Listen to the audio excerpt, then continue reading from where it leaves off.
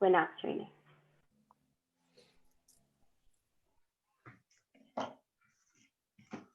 Okay, good evening, councillors, and good evening to all members of the public watching the live stream. Before we start the meeting, can I ask the council's chaplain, the Reverend Dr. Paul Edmondson, to say a few words, please? Thank you, Mr. Mayor, and good evening, all town councillors and everyone tuning in. To love wisdom is to love life. Wisdom isn't something we obtain through our own efforts, but it's something that hopefully we acquire. It's others around us who recognize wisdom in us. Being wise is something that we might try to be and hope we are, but it's up to our friends, family, colleagues, and fellow town councillors to observe wisdom in us and then tell others and be thankful. To love wisdom is to love life. To love life means to listen to life, not to get too much in the way of it. To listen carefully to another person, truly and deeply to listen to him or her, is to love them. My guess is that most of us turn up at meetings anticipating that we will put our views over, persuade and convince. And so we may, but we turn up first and foremost to listen carefully before we speak. To love wisdom is to love life. Wisdom is part of what makes us human. The Latin name of our species, Homo sapiens, literally means wise man. So to love wisdom is to love that which sets us apart and makes us special. Let us all hope that we find wisdom in each other this evening, that we listen carefully, bravely, lovingly. You, all of you, hold our lovely and great town in your care, your direction, and your wise intentions. To love wisdom is to love life. Thank you, Mr. Mayor. Thank you, Town Council. Thank you, Paul. You're welcome to stay. Thank you, I will do. Thank you. Good man. Right, on to the agenda then. First item on the agenda is to accept apologies for absence. Madam Town Clerk, have we got any apologies for absence? Yes, Mr. Mayor, we do. We've had apologies from councillors Alcock, Dowling, Wall and Warren Howells. Thank you. Does anybody have any declarations of interest on items on the agenda? Can I go first and say that in respect of item number 15 and the presentation by Sarah Raspley, I'm a trustee on the Town Trust. Anybody else got any declarations of interest? Councillor Cleave? Yeah, for the same reason, I am also a trustee on the Town Trust. Thank you. Councillor Coles? For the same reason, I'm a trustee on the Town Trust. Thank you. Okay.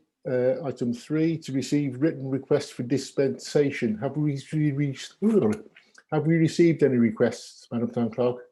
No. So we don't need to grant any. Are there any members of the public wishing to participate? I'm not aware of any. Just no. Item 6 is to approve the draft open minutes. This is me. So I'd like to present the draft open minutes of the Town Council meeting held on the 28th of July 2020. I beg to move. Has anybody got any questions on those minutes? In which case, no, in which case could you all vote to approve them, please? Oh. Councillor Jenny Fradley, do you have a question? Muted. Oop. Press the wrong button.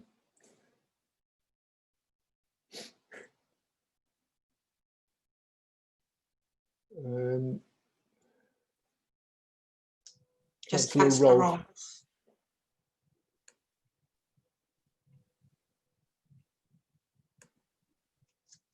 Thank you. Thank you. Right, in that case, minutes are approved. Madam Town Clerk, could I ask you to append my signature onto the minutes, please? Yes, thank you. Thank you. Item number 7 is to approve the open minutes of the Planning Consultative Committee meetings. Councillor Ian Fradgley, can you speak, please? Thank you, Mr. Mayor. I'd like to present the minutes from the 4th of August, minutes 275. Sorry, I got it wrong way around.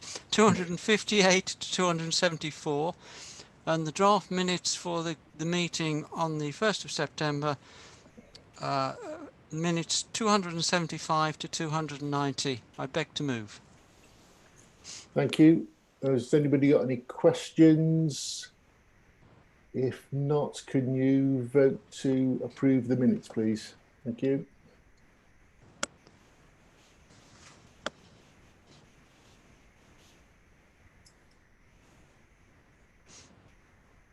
Thank you.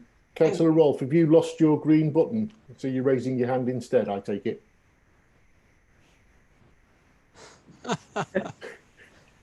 I will use my green button in the future. Thank you. I'm very used to using the blue hand. I do apologise.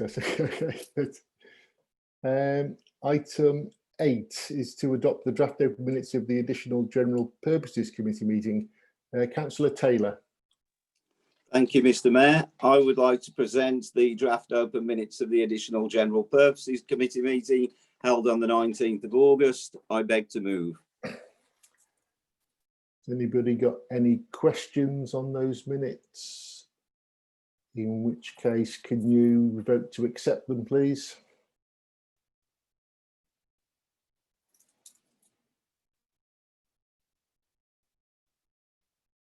Thank you. Thank you. Item 9 on the agenda is to adopt the draft open minutes of the Finance and Scrutiny Committee meeting. Councillor Coles. Thank you, Mr. Mayor. I would like to present the draft open minutes of the Finance and Scrutiny Committee meeting held on the 8th of December 2020, and I beg to move. Thank you. Does anybody have any questions? In which case, can you please vote to accept them, please? Thank you. Thank you. Item 10 is to adopt the draft open minutes of the Mayoral Civic Ceremonial and Events Committee meeting. Councillor Rolfe. Thank you, Mr. Mayor. I'd like to present the draft open minutes of the Mayoral Civic Ceremonial and Events Committee meeting held on the 15th of September. I beg to move. Thank you. Any questions? Councillor Voss. Thank you. I don't think it was raised in the previous set of minutes, but it was implicit in it. I'd like to ask about the review of the recent decision not to progress with moving from current mayoral car to an electric vehicle. Whilst I fully appreciate that at present and over the last 6 months there has been little or no usage for the mayor's car, and that there's unlikely to be much of a requirement, certainly over the next few months, I would hope that as and when the need for the mayor's car resumes, the council will take the opportunity to review the recent decision, which was to retain the current civic car until such time as it is financially needs to be replaced. We as the council have made a large commitment to do whatever is possible to ensure we are taking practical steps to actively supporting climate change and environmental policies. And it would not only be hugely symbolic, but also a significant practical demonstration of our commitment if we were to make the change to an electric car. Could I ask that this option is kept under constant review and that we do not just wait until such time as it financially needs to be replaced? Thank you. Thank you. Councillor Rolfe, do you want to respond, or I'm happy Yes, to I respond? will do, and perhaps Councillor Taylor might follow up. Yes, it was agreed at the meeting before last that we keep this item under constant review until such time as we make that decision to go to a fully electric or a hybrid car. And I think Councillor Taylor will have a little bit more information on that. Thank you. Yes, as the decision was made to let the current car finish its vehicle life. I understand Councillor Voss's position, but obviously we also have a situation where the vehicle that we had selected to be its the replacement vehicle has a delivery time of over 12 to 18 months in the current marketplace. So even if the decision was reversed for the car to be changed immediately, then the delivery of the new vehicle wouldn't take place for at least 18 months. Thank you. Councillor Voss? Yes, and I can accept that fully.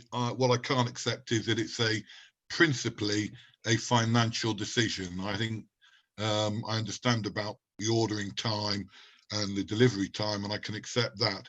But I do want it to be considered to be one of our priority decisions to be made. And I recognise there may be financial implications there. And if it's practical and possible and reasonable, I should think that we ought to put climate and environment before that, rather than putting financial implications as the most important decision. Thank you. Thank you. Well, just to confirm then that we will keep this as a continuously reviewed item, and to reassure Councillor Voss that in the current mayoral year, the use of the mayoral car is very minimal. Can we all vote to accept the minutes, please?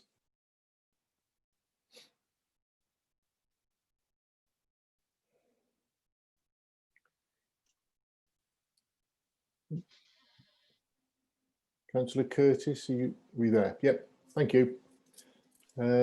Item 11 is to adopt the notes from the COVID-19 Stratford support meetings. Councillor Rolfe. Yes, thank you, Mr. Mayor. We've had 3 meetings since our last meeting held on the 4th of August, 18th of August and the 8th of September. I hope you've all read the notes. It's been a very, very useful group, and I beg to move the notes. Thank you. Thank you. Any questions? In which case, can we vote to accept, please?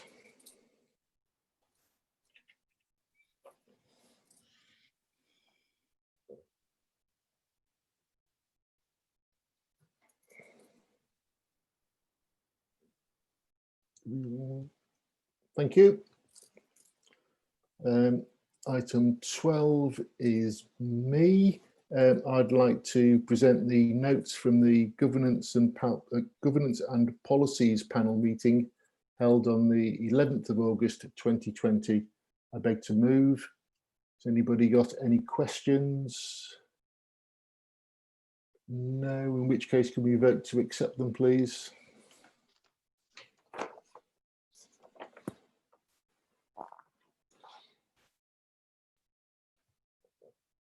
Thank you. Item 13, to adopt the notes from the Town Centre and Town Traffic Task and Finish Group meetings. Councillor Voss.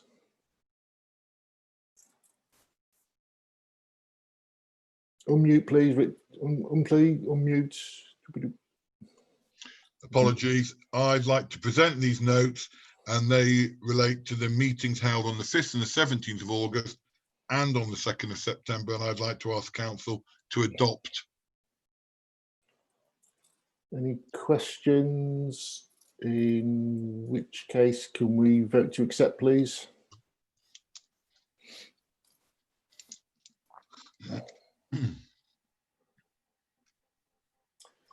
Thank you. And finally, on the minutes, item 14, to adopt the notes from the Youth Council Steering Group meetings. Councillor Cleave.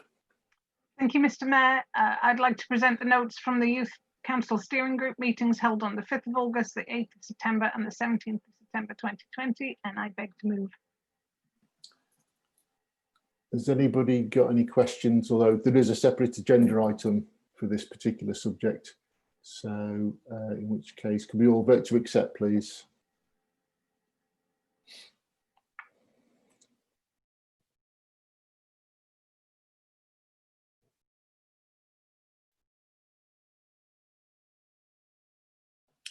Thank you. Right, item 15, in which case on to item 15, and can I welcome to the meeting Sarah Aspley, the CEO of Stratford Town Trust, who is going to give us a presentation on the socio-economic profile of Stratford-upon-Avon. Sarah, welcome. Thank you. Hello. I'm going to share my screen. Can you all see that? Yep. See it? Yeah. Good.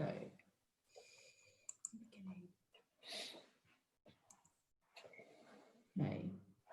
And hopefully you can see the first slide. I've got all your faces over my slides. I'm going to move them. There we go. So thank you for having me. I was invited to come to the meeting in July, but I was on holiday then. So that's why it's taken me so long to get here, but thank you. So don't be too disheartened by the title of this presentation. There aren't that many slides, and it's really to give you a flavour of where we ended up as a trust after we did our public consultation and we engaged a cohort of MBA students from Warwick Business School to do some socio-economic data gathering and analysis to back up what we'd asked the public. So there's a few slides here that kind of conflate those two bits of information. There's an awful lot more that sits behind this. So if any of you are really interested in the detail, then I'd be happy to share more with you afterwards. So let's just see if I can do this. Yes, right. So this slide is just giving you a flavour of the planning process. So we started with our public community consultation document, and we worked with a company called Tonica Insight Solutions based in Leamington.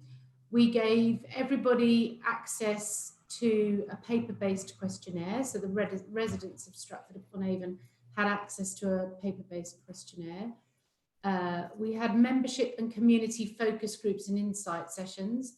We tried our hardest to get the widest demographic span of contributors. That was quite difficult, particularly with the paper-based questionnaire, where it tends to be people with time on their hands of a certain demographic that will complete them. But we did pretty well in that. We had 384 completed questionnaires, which has given us a really good data set for the future.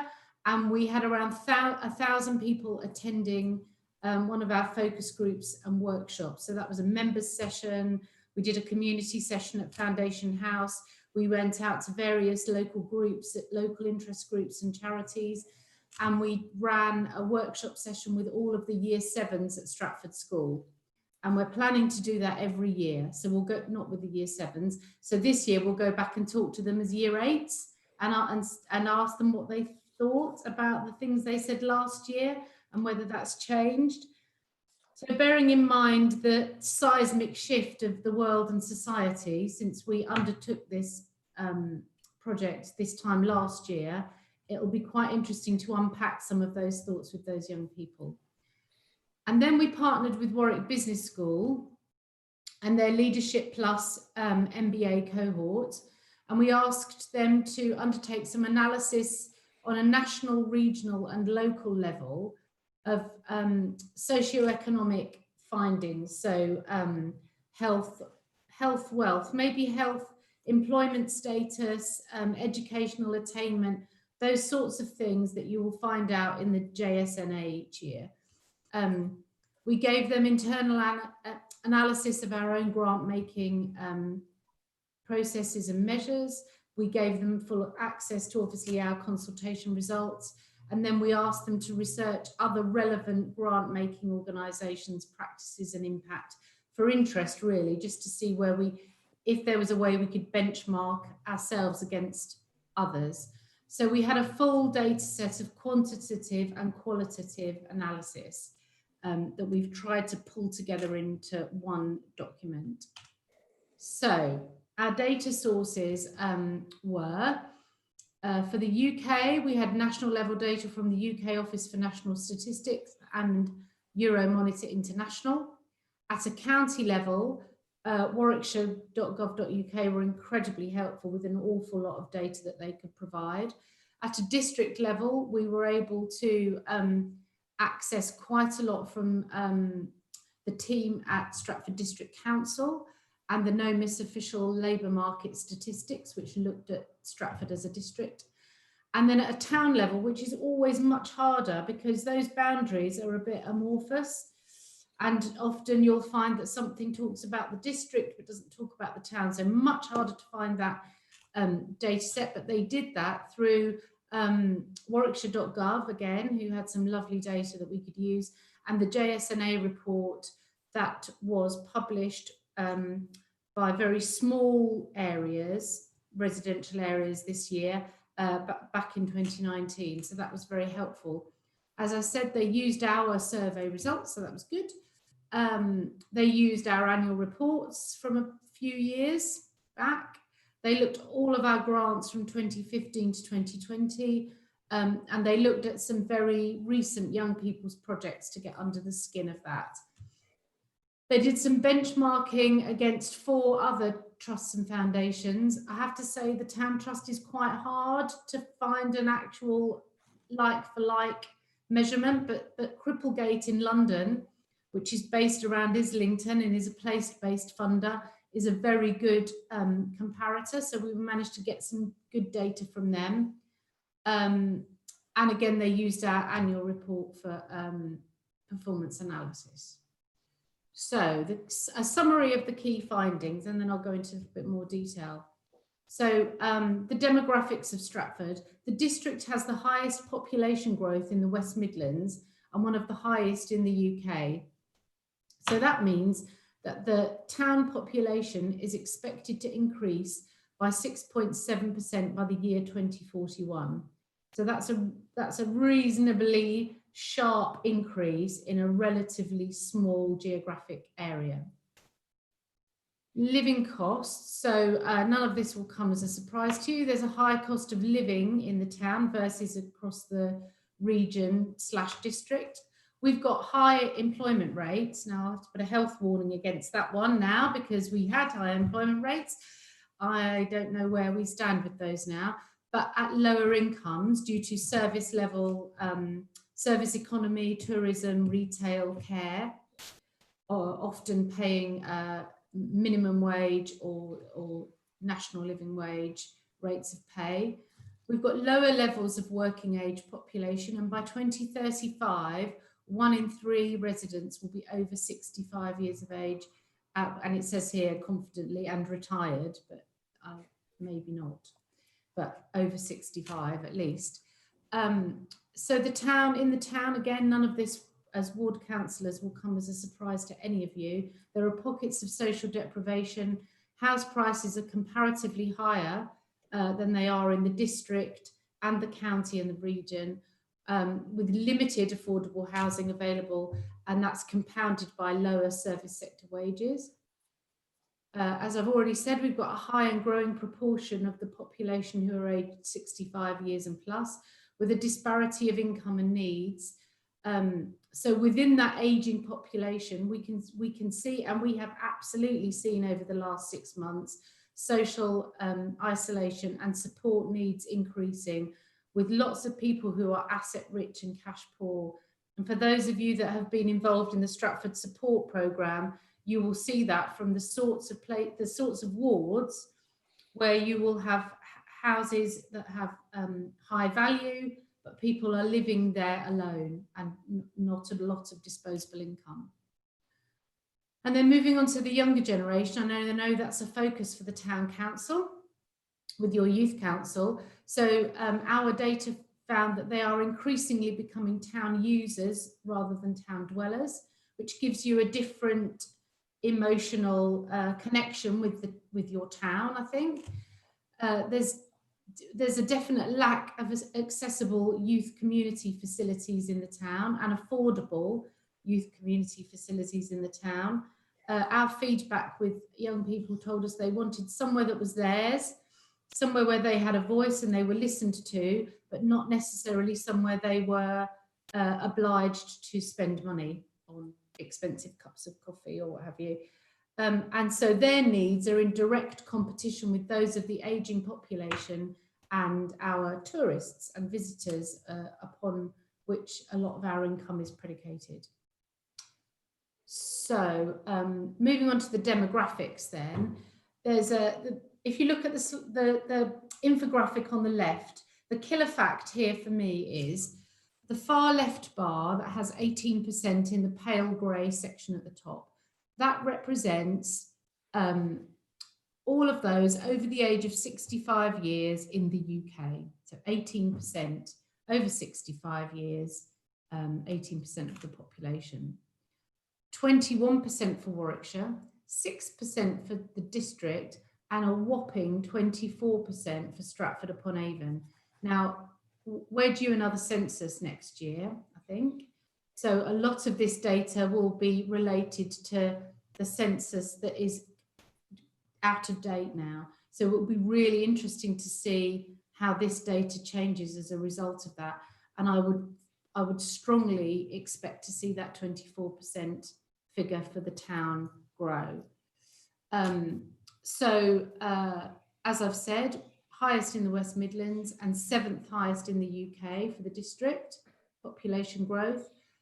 The town population is projected to increase by 8% over the next 10 years.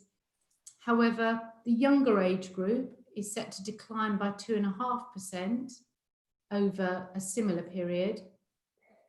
15 to 64, that's quite a blunt catch-all. We tried to break that down because that's a bit of an unhelpful bracket for me, 15 to 64. It's too big and too wide, but it's really difficult to get that data blocked down into, say, I don't know, 15 to 30 and then 30 to 64, which would probably be more helpful. It's set to increase, but with a decline in working population driven by early retirees. So there's an assumption there that people retire to Stratford, come to Stratford to buy a home and without necessarily the need to work. And then 65 plus, as I've said, 1 in 3 residents over the age of 65 years in 15 years' time. So looking at the drivers of social change in the town, it's related definitely and directly to the high cost of living, the retired population inflow, lower wage economy, and all of those factors will continue to drive social inequality in this town and drive a widening gap between rich and poor. So that's related to population growth. I've talked a lot about that. The decrease in working age population. So people are not within that bracket living in the town. The average income is 19% lower in the town compared to the district, and that's driven by the tourist and service economy. Just remember that this data is from last year, so actually that figure can only be worse now, in my opinion, but we don't have anything to back that up just now. And then house price average. For the town, it's £368,000 is your average house price versus 191,000 in the West Midlands. 13% affordable housing available in the town versus 23% in the West Midlands. So we've got 4 quadrants here absolutely driving that inequality in our communities. So looking more closely at the ageing society, that's going to bring increasing challenge to our community and how we live our lives here. So the top 3 bullet points talk about the ageing population in their age bracket. So people are living longer. So 90 plus age group is expected to increase by 178% by 2041. It's quite a scary figure. And overall, the over 65s are definitely becoming the larger part of the town. So the key challenges that we've identified related to that would be naturally a demand for health and social care services, which will drive employment. So is a benefit in terms of employment in the town. the increasing social isolation that some of these people feel, particularly when a couple move to the town to retire and the husband or the wife passes away, sadly, and that leaves someone alone in a large house, cash rich, asset rich, cash poor. So that will put more pressure on accessible and affordable housing, a natural increase in hardship, sickness and disability within the community, and then general pressure on public services for all. And then thinking about the younger generation, there are challenges for them as the town increasingly moves from a community to what might start to feel like a retirement resort. So the population under 16 is projected to decrease by 1.5% to 2027, and then a further 1% to 2037. So whilst those numbers aren't as big as we saw on the previous slide, that demonstrates to me that there isn't a sort of pipeline of growth coming through the town and a pipeline of difference. So definitely one to be concerned about. And then the associated issues, and some of these we've started to see already. So a fractured community living on the outskirts in new estates or across the district. So thinking about Meon Vale, which is a lovely place to live, but actually inaccessible if you don't have a car, and you've started to create a big divide between Stratford and Meon Vale, where Meon Vale starts to become a place in its own right that doesn't then create a community in the town. So people will become town users rather than town inhabitants, and then that will give the town a different flavour. So the town will become much more about visitors, and visitors could come from as close as 5 miles away. Demand for affordable leisure for young people, that's still there right at the top of the list. We can see that there. There's a definite lack of community venues. Now, there are quite a lot of community venues, but they tend to be Monday to Friday daytime activity use.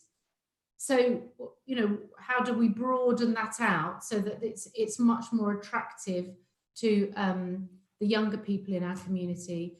And then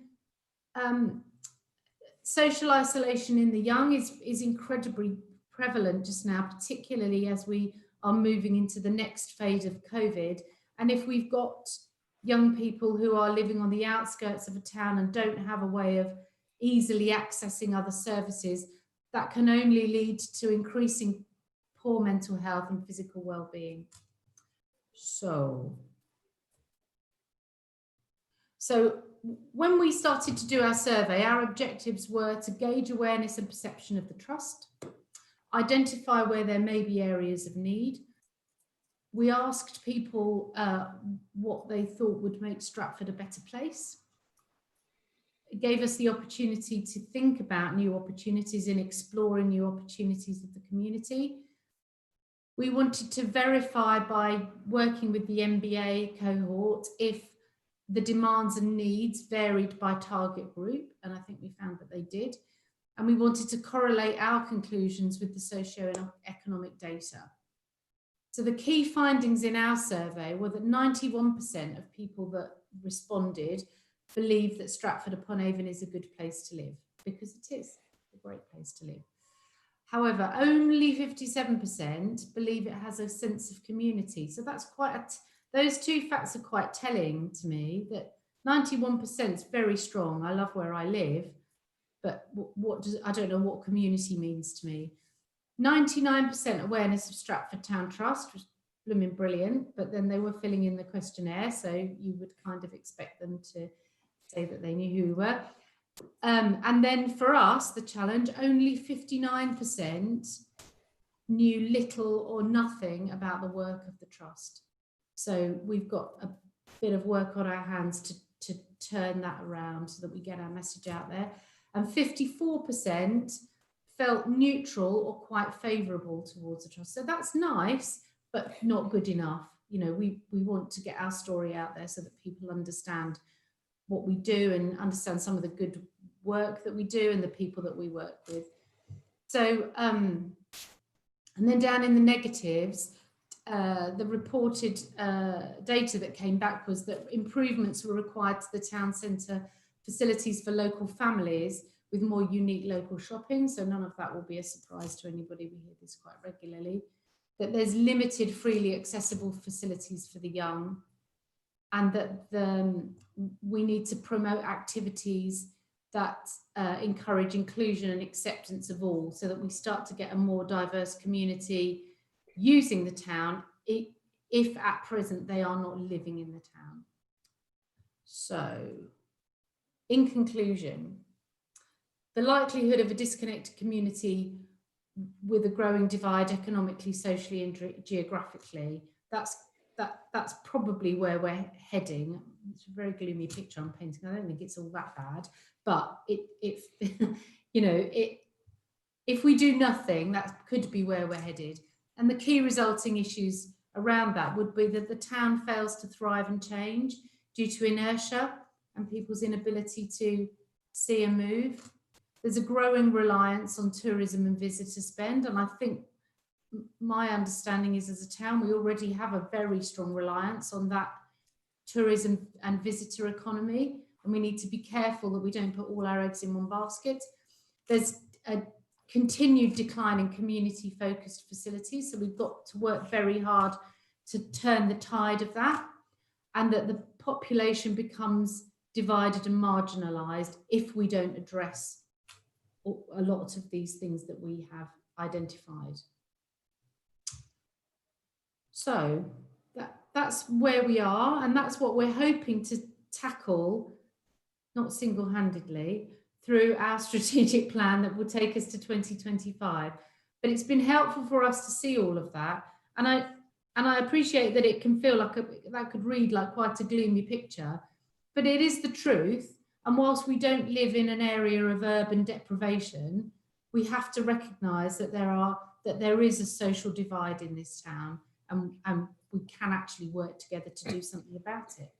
So, any questions? Yeah, right. Just so whilst I'm waiting for people to put their blue hands up, can I ask two questions, please? One is, are you quite happy to share that presentation with all the town councillors? Oh, completely. Yeah, yes. yeah.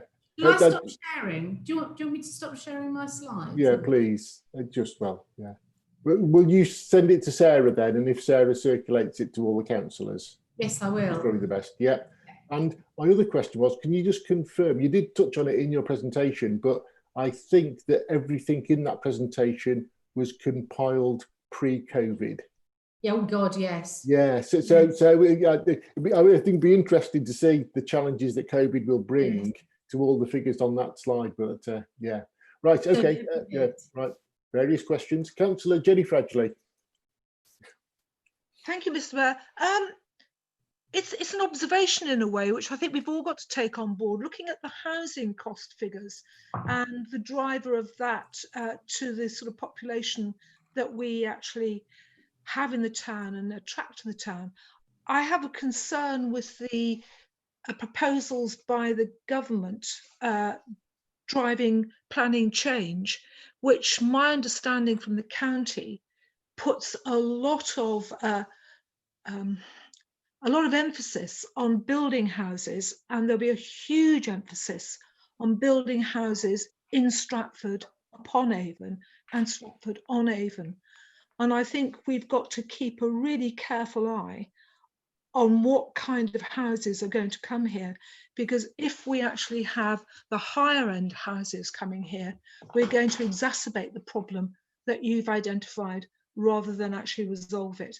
And I think it's a tenure, affordable rents, social rents, that's the end of the market we've really got to concentrate on if we possibly can. But I can see a lot of constraints on us trying to do that. Thank you. Councillor Cleave. Mr. Mayor. Sarah, yeah, it's interesting. Obviously, you said, and all this is pre-COVID, that 57% believe in the sense of community we had. It'd be interesting to see, since the Town Trust Town Council partnership over COVID, if that has changed. Have you had any feedback? Because I know obviously you're very involved. Well, we've had lots of lovely comments and lots of nice, warm appreciation, but I haven't got any hard data that I could. I think if we went out now and asked that question, we would get a higher percentage, but that's just a gut feel. Yeah. Well, let's hope that that does, because they've obviously, like Mr. Mayor said, that there's been a lot of negative things come out of COVID, but hopefully sense of community has actually been a positive impact of it, if you can call it that. Thank you. Councillor Foytek. Sarah, it's a big report. It's a lot to take on board, but I just wanted to touch on just a couple of things really. You sort of pointed out a decline in community focus facilities, and just wanted to touch on community centre in Clopton, which is the Kennett Centre. And it's interesting the difference between how local authorities look at their community centres. For example, in Warwick, they provide funding for their community centres on a regular basis, whereas they don't do that in Stratford. And community centres in Stratford, well, across the town and the district, do sometimes struggle. And that perhaps can be part of the decline of community facilities, where they actually need more focused support. And I suppose the question would be, if you've identified that, what kind of extra support can the town trust give to local facilities? And perhaps would they be looking at working with local authorities in the future to perhaps have some collaborative working on those kind of issues? So we have funded community facilities. Most recently, we funded the refurbishment of the Bishopton Community Centre. And although it was before my time, I think the Trust gave some money towards the refurb of the Kennett Centre. So yeah, absolutely, through our funding rounds, I could see that those, I think Stratford's got a really good network of community centres and village halls, probably, you know, more than you would necessarily expect in a town of this size. So we would absolutely be open to continuing to work with them in some way. When I first came to the Trust, I had a thought that we might try and do a kind of hub and spoke thing. So you pick a community centre that becomes the kind of hub and then helps the other less organised ones to become more organised, because the Kennett Centre is really well. There's a few examples of community centres that are absolutely sorted out and know what they're doing. So is there a way of trying to link them up? But I haven't managed to make that idea come to fruition yet, but it's still there. You know, we can still think about it. So if anybody's got any suggestions as ward councillors, because you're all, you know, down in the detail with everyone. Yes. Yeah. Thank you. Councillor Voss. Yes, thank you for that. Very interesting, Sarah, for that. I don't think it'll come as a surprise to any of us in terms of the general picture. We've been well aware of the growing population and the pressure on medical and care facilities. What I'd like to say is I think much of this demographic change has come about by design and not accident. Core strategy, planning permissions for retirement homes have increased enormously and disproportionately, and at the same time the lack of adherence to accepted percentages of bills for affordable housing. And it really is a stark reminder that if these situations are allowed to develop, then we will, as a town and a community, see a long-term problem developing, and we're seeing that now. And at some point something has got to be done about it, either by pulling back in terms of affordable housing and allocating appropriate numbers in bills, and or stopping the increasing demand and delivery of retirement homes, which is putting such pressure on the local economy. And I'm with Councillor Jenny Fradgley on this. I think it's deeply concerning that it's happened, and it has happened by explicit design over the last 10 to 15 years. Thank you. Thank you. Councillor Ian Fradgley. Thank you, Mr. Mayor. Sarah, we at the moment are looking at revising the site allocations plan, which potentially could mean a lot more housing within the town boundary over the next few years once it's all settled. And quite a lot of these new people will be newcomers to the town. So when I'm looking at the figures that you've produced, did you, in the analysis, measure between newcomers to the town who might have one outlook on what the town is like, as opposed to those who have lived here for as long as I have and might have a different view? Ian, that's a really good question, and we didn't do that, but it is something I hear all the time. The MBAs couldn't have done it because any of that data they've got doesn't differentiate between how long you have been in Stratford-upon-Avon. And as part of our consultation, we didn't ask that. It was a deliberate choice not to ask that question because I'm trying to move away from that divide of locals and newcomers. I've been in Stratford for 18 years and I'm still new. So, you know, when do you stop being new? I don't know. When you've been here 50 years, Sarah. Well, then I don't know, because that I deliberately don't want to create that kind of, I was here before you, therefore my voice maybe has more resonance than, because we're all people at the end of the day. We're all people living in a place, and this place happens to be Stratford-upon-Avon. And for me, it's about, I personally feel it's about equality within a place. Yeah, my point was really newcomers will have one view of the town and oldies will have another view of the town. Yeah. So that will affect the analysis that you've done. If you've got too much of existing residents as opposed to not so much of newcomers. Yes. It'll bend your analysis. Yeah, I don't know, but it's a really, really good point that you make, and we will go back out again, not yet, but in a few years' time, and maybe that's the point at which you test that against, you know, how long have you lived in the town, more than, less than, you know. Could I ask you?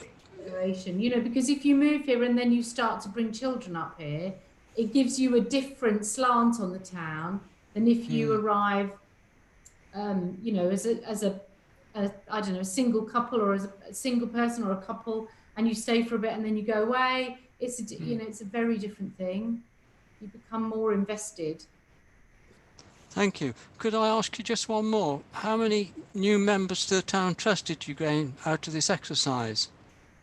Well, we increased our membership by about 3%, which is not great, but I will take any increase that's coming my way.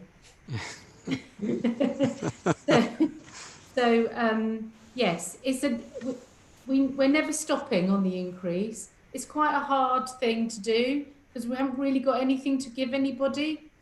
So we gain, I don't know, a handful of members every month, which is great and you know, lovely. I could have everybody over the age of 18 in Stratford-upon-Avon. We could have 22,000 members. We've currently got 2,000. So if you know anyone that isn't a member, now is the time to get them to join. You can join online. It's very easy.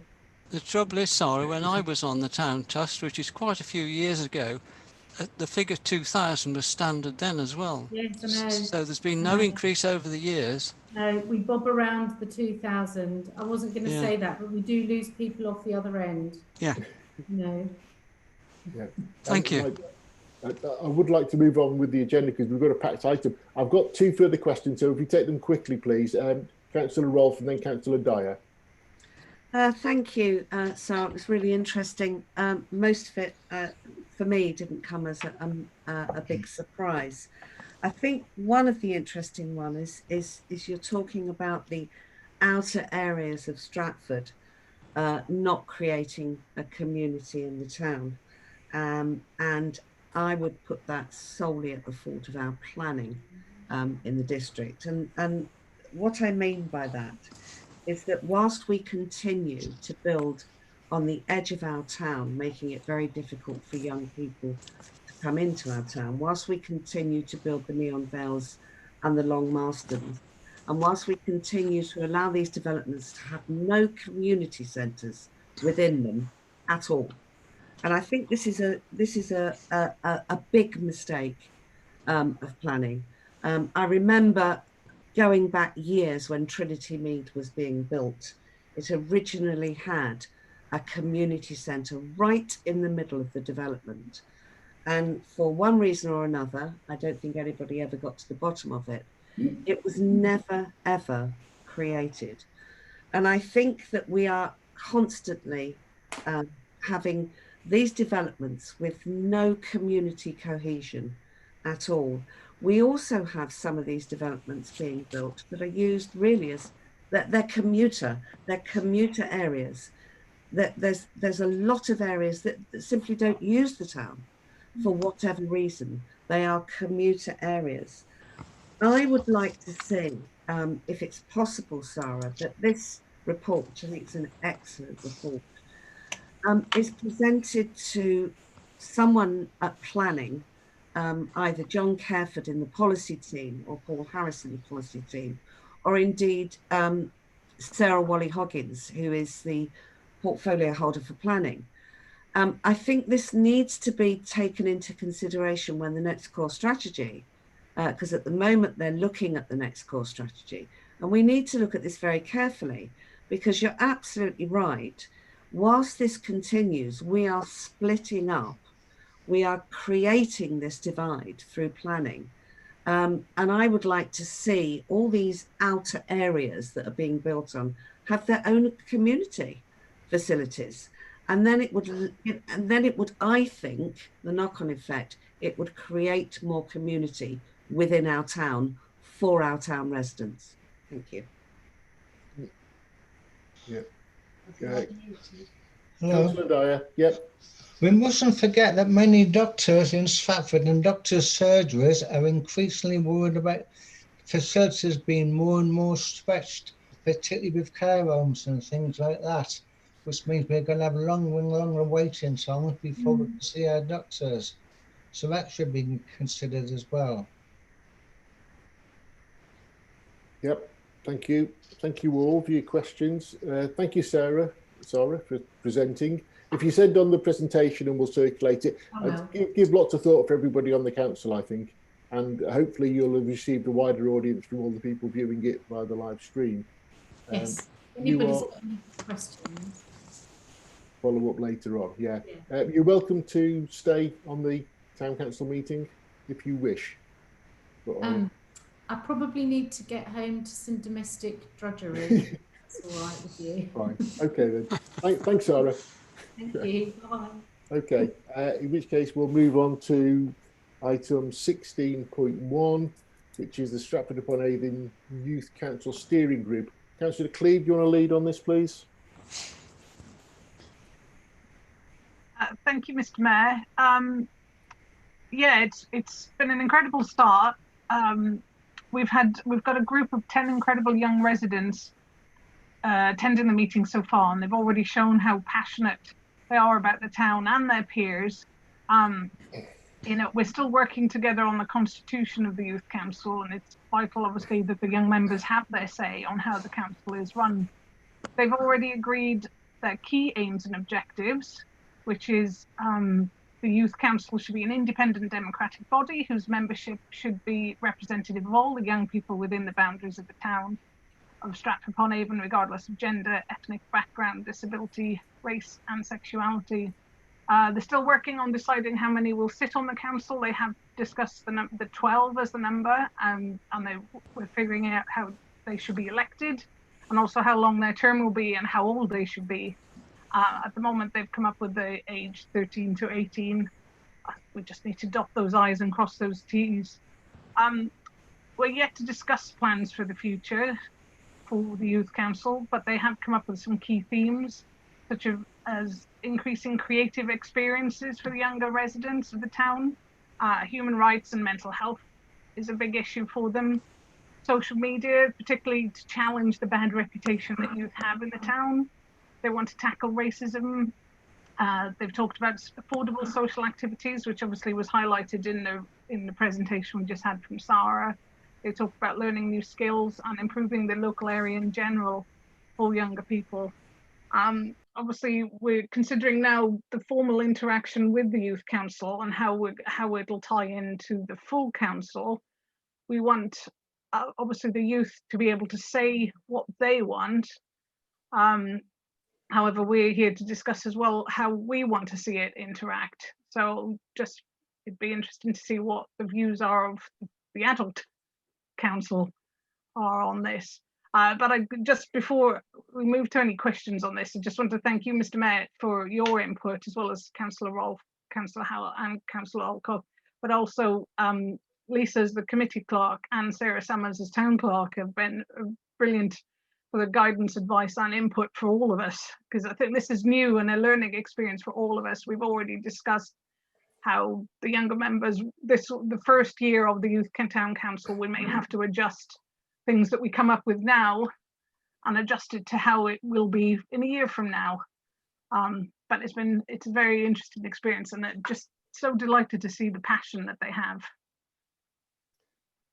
Thank you, Councillor Cleve. Does anybody have any questions?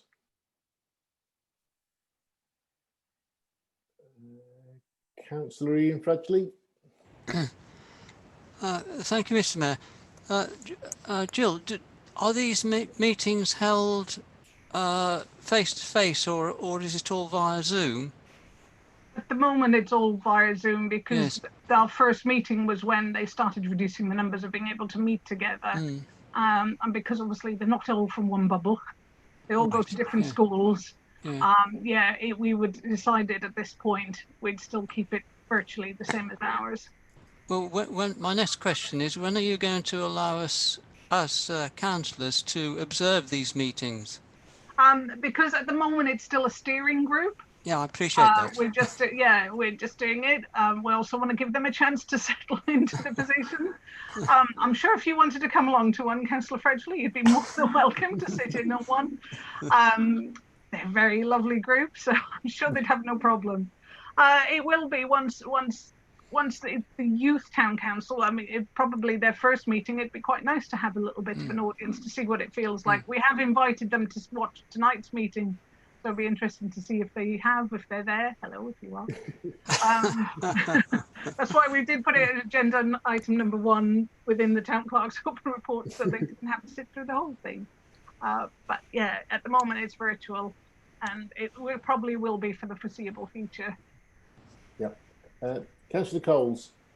Oh, it's not a question as such. I just wanted to say that I would really like to say well done to all those involved, and certainly to Councillor Cleve for her hard work. It's a really exciting project, and I think we can possibly look forward to this one rocking up in 400 years, but good and strong as well.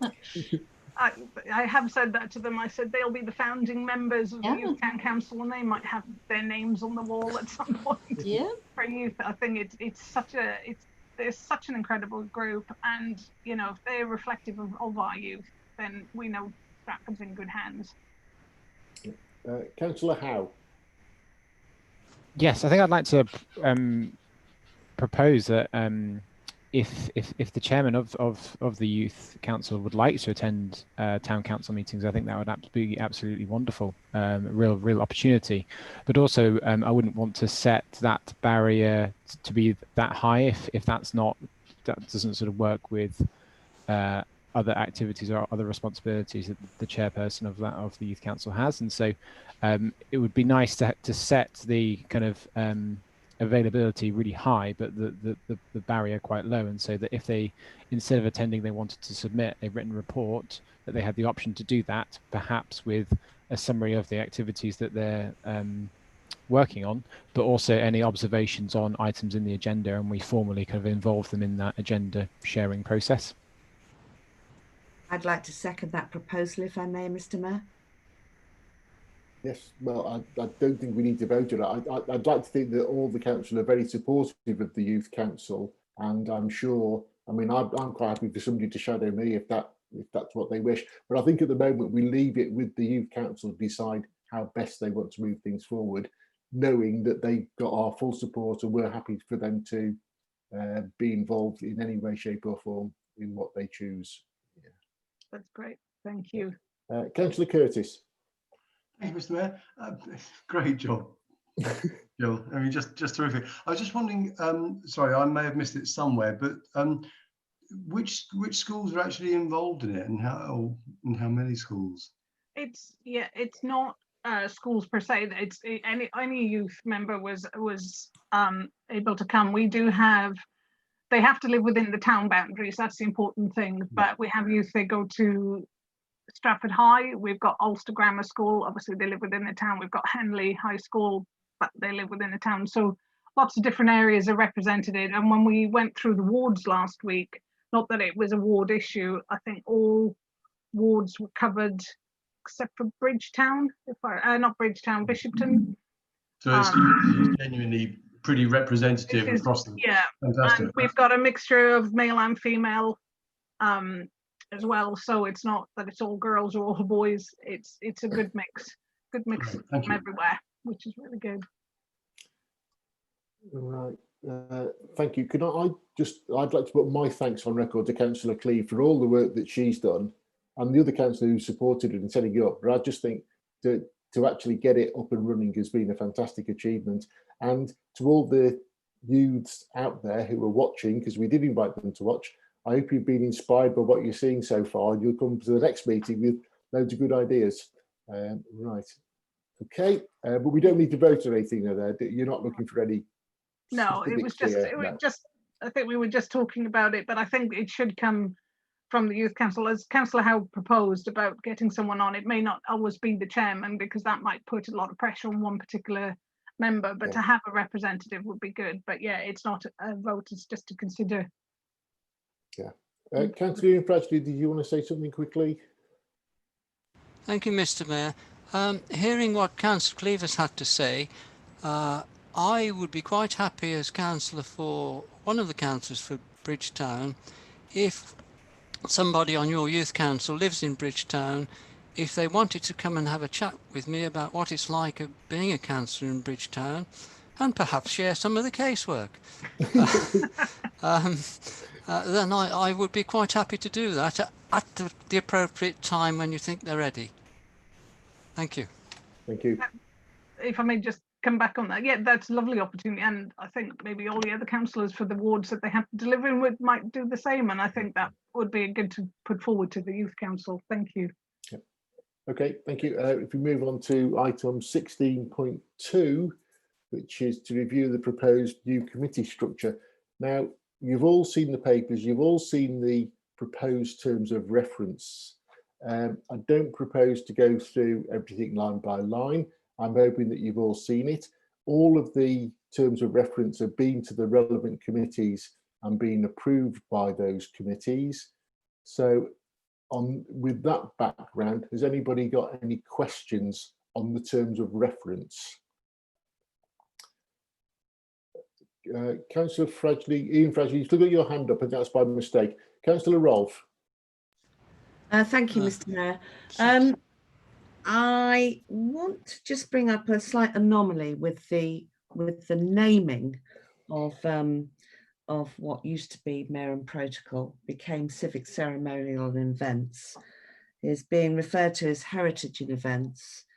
But I believe there was also a title of Civic Heritage and Events Committee. So can we please ratify the actual naming of that committee? I was under the impression, as chair of that committee, that we decided it would be called Civic Heritage and Events. So could I propose that at this meeting, Mr. Mayor, that this committee is called Civic Heritage and Events? I'm certainly quite happy to take that proposal.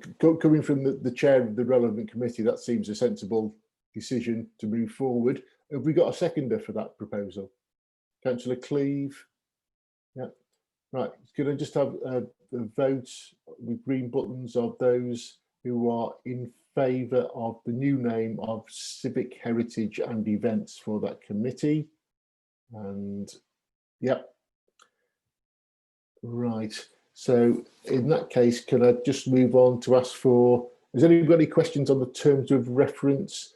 And if not, can we just vote to accept the new committee structure, the terms of reference for all the new committee structures? You vote again, please.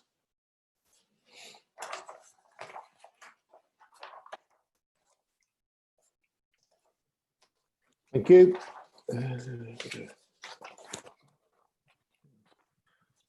Let me get lost in a minute. Right, item 16.3 is to appoint members to the standing committees.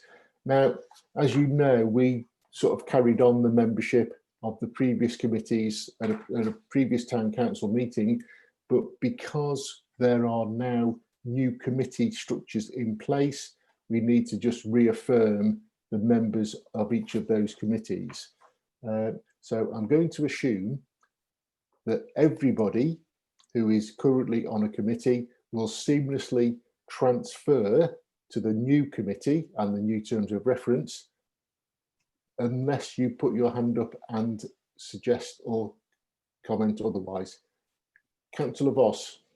Just to say, I've expressed an interest in being a member of the Civic Heritage and Events Committee on top of my other two committees. And have we got headroom to include Councillor Voss on that committee? Town Clerk, would you confirm? Yes, Mr. Mayor, we do. That's great. In that case, Councillor Voss, we're quite happy to welcome you onto the Civic Heritage and Events Committee. Thank you. Thank you. But right, quick show of hands that everybody else is happy with the committees that they are members of. The best phraseology for that. Councillor Mackenzie, you got your hand up.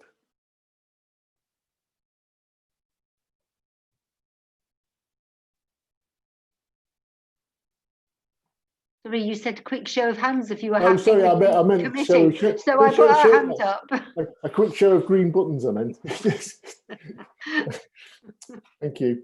On to 16, that's all agreed. Thank you all. On to 16.4, which is the appointment of town council representatives to outside bodies.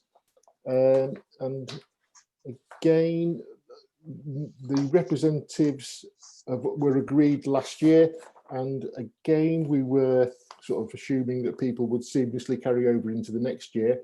There are a couple of outside bodies that we are still awaiting confirmation from that they would like our involvement and representation on those bodies, but for the time being I'm assuming, well, I'm going to work on the basis that subsequently all of those outside bodies will require our representation. So it's just a question of, does the current representative want to continue to stand, and stroke, or is there anybody who would like to stand instead of anybody on that list? Councillor Mackenzie. Yes, I originally said I'd like to stand on the VASA outside body, and Councillor Warren Cowes was doing it, but I think she's happy now to step down. So if I can take her place on that committee, please.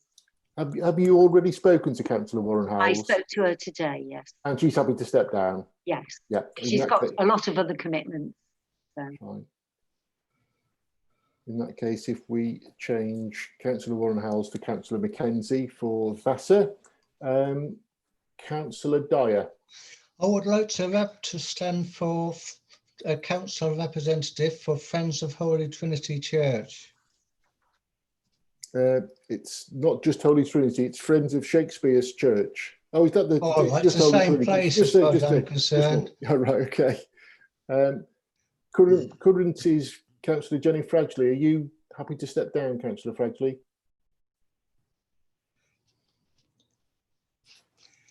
Hello? I think she'd lost the connection. She's back. Councillor Fradgley, did you hear that?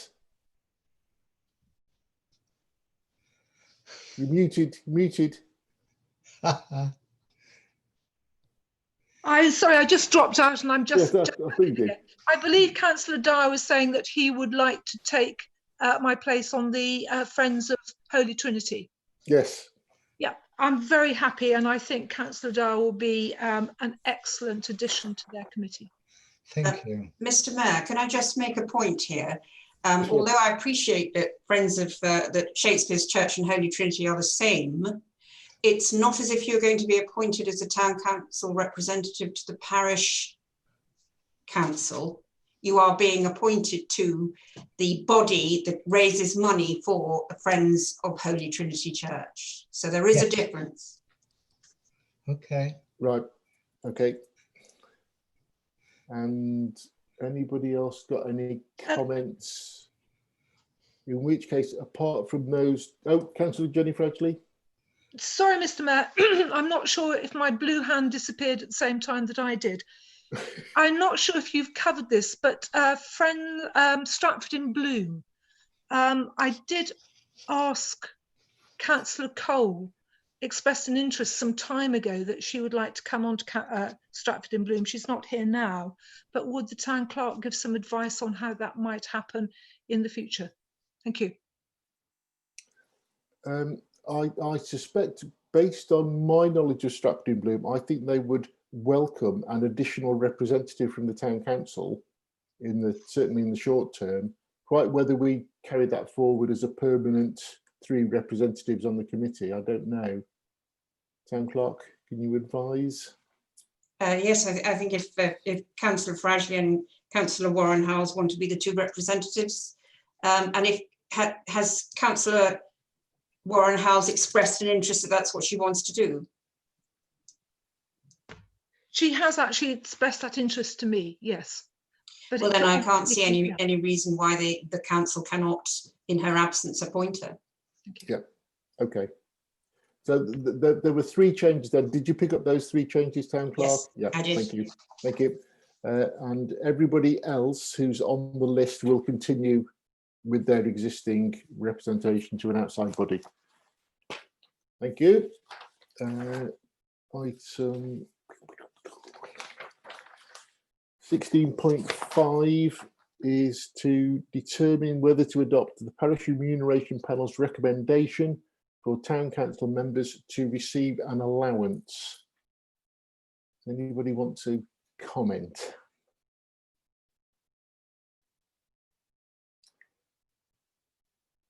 Councillor Voss. Yes, I believe it's not for this council, particularly with a view in this year, I should say, particularly with a view to future local government reorganisation. But it is something we should keep under review and be prepared to make a considered decision in light of changes in the future and prior to the next election, when future councillors will be looking, or candidates will be looking to stand for election. So I would like to recommend that we make a decision in September 2022, when we will know the full implications of any potential restructuring and change to unitary. We'd be in full possession of the facts and any changes to allowances across councils, which I'm sure will be proposed through government edict, and then we would be prepared to make a decision which could inform future candidates for council elections in 2023. Thank you, Councillor Voss. Just for clarification, we had previously agreed that the decision on the allowance would be reviewed every year. So we don't need to make a decision this year or next year ahead of 2022, but it will be on the agenda in every year to be reviewed. Councillor Howe. Thank you, Mr. Mayor. I'd just like to make a brief observation about diversity. As a council, I think we have the very good gender diversity, but diversity in other areas is very poor. And I do wonder whether bringing in a policy like this or similar to this may encourage other councillors to stand from more diverse backgrounds and more different life stages and family situations. Thank you. Councillor Lee. Yeah, thank you, Mr. Mayor. I'm actually very fully supportive of what Councillor Howard's just said. I would make those same points. I would certainly be supportive of an allowance being made available to councillors, and it will be their discretion as to whether they use it or not. But it certainly shouldn't be a barrier for people to become a town councillor. I certainly don't want to see the situation we had in the Hathaway ward in the last election when only 2 people put their names forward to be town councillors. Thank you. Councillor Cleeve. Thank you, Mr. Mayor. Yeah, I just want to agree with basically what everybody has said. I mean, I came on knowing that this was volunteer role, and I'm more than happy with that, and I wouldn't want to change it. However, we wouldn't, as both Councillor Howe and Councillor Lee said, we don't want to deter people. I mean, with evening meetings, it could be the cost of babysitting, it could be the cost of parking, it could be lots of things that stop people becoming councillors because they can't afford it.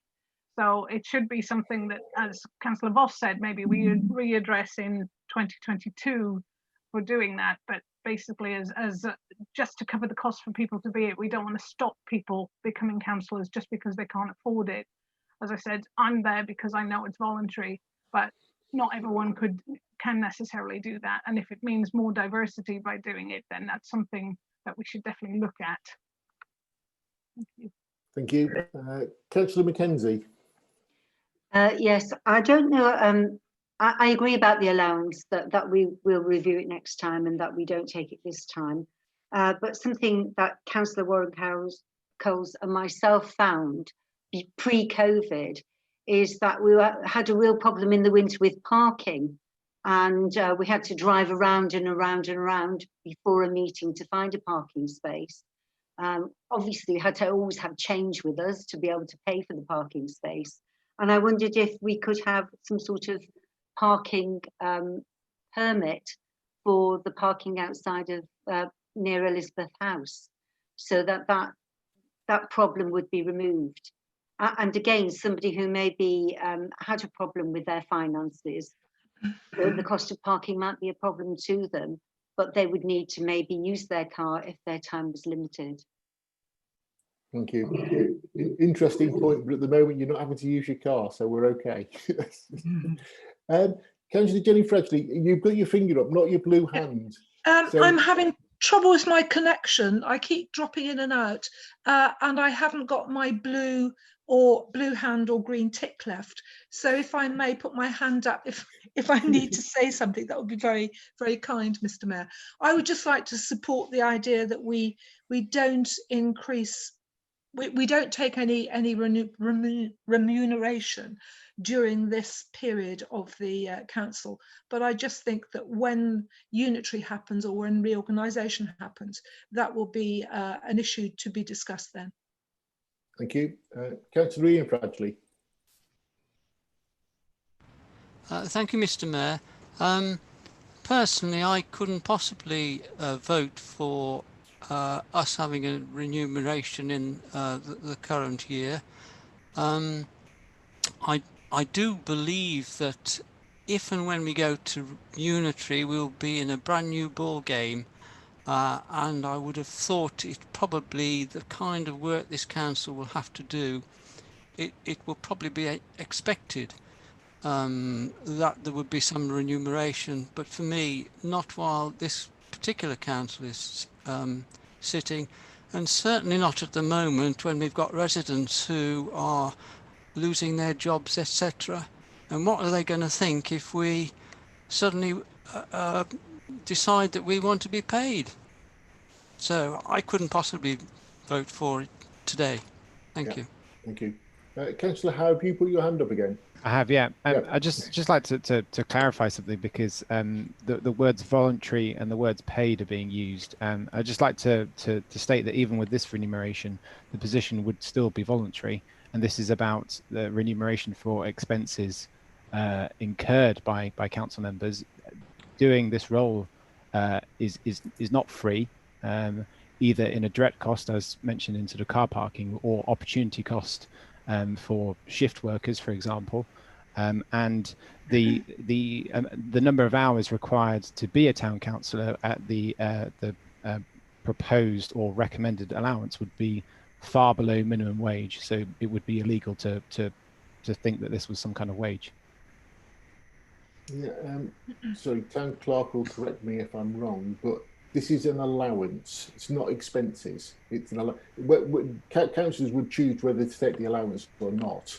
But for those who did wish to do so, they would take it as an allowance and not have to claim back as the expenses. Is that correct, town clerk? That is correct, yes. Yeah, thank you. Councillor Foytek. Yeah, thank you, Mr. Mayor. Yeah, it's just to reiterate what Councillor Ian Fradgley has been saying. I think with the current responsibilities that the town council have, and the fact that councillors haven't been taking an allowance, well, forever, as far as I know, I think in its current format, it's not something I could support. However, if it were to take on more responsibilities, when there's if it takes on more responsibilities within any future reorganisations of local government, I think from what Councillor Voss was saying, it would be prudent to keep the option open. Thank you. Thank you. Councillor Jenny Fradgley's found a blue hand. Yes, can I just ask the town clerk, please? I thought there was a small ability to actually claim some sort of help already. I think you can actually claim paper for printing and one or two other minor things which are already allowed within our constitution. Yes, if somebody says they need some paper, then we would be more than willing, as we do, to give a councillor a ream of paper. But in terms of catch-all, this is the catch-all. So it would do anything like stationery and parking and even childcare. And that's why it's recommended by the independent panel that members have this allowance, as opposed to trying to have a subsistence allowance, which is not allowed. Right, thank you. Right, I'm not hearing any dissenting voices, but just to make sure that we do this properly, can I have a proposal as to what we would like to do at this meeting, which I think is not to accept the allowance and to defer a decision, and we will review in 12 months' time. Mr. Mayor, I don't agree with that, because Councillor Voss's proposal was that we did not consider it until September 2020.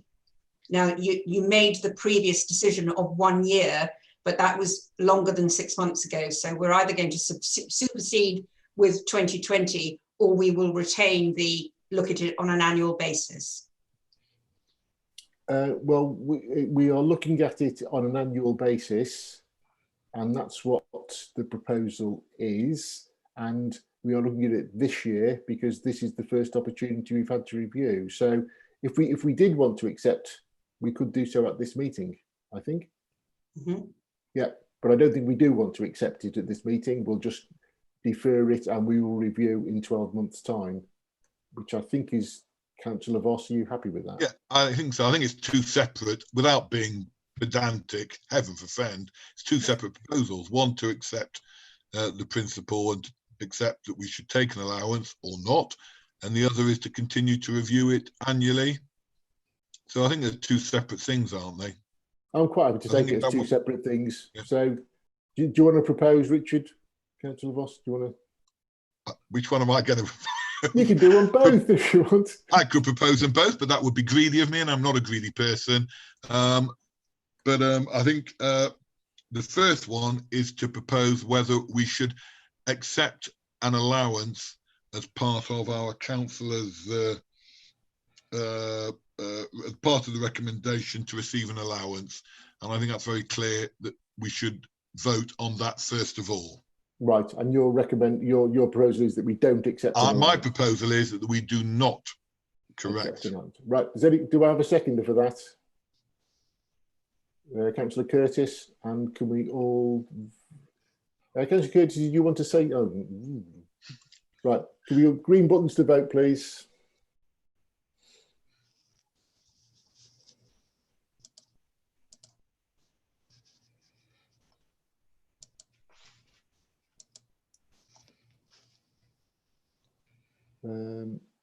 Councillor Mackenzie's got a blue. No, we're all there. Thank you. Right. So the second part of which is when do we next review it? Do I have anybody who wants to propose? Councillor Jenny Fradgley. I propose that we review it in a year's time. Thank you. Do I have a seconder? Councillor Coles, all those in favour? Wonderful, thank you. On to item 10.6, which is to consider installing relevant equipment to enable live streaming of council and committee meetings when meetings resume at the town hall. Has anybody got any comments?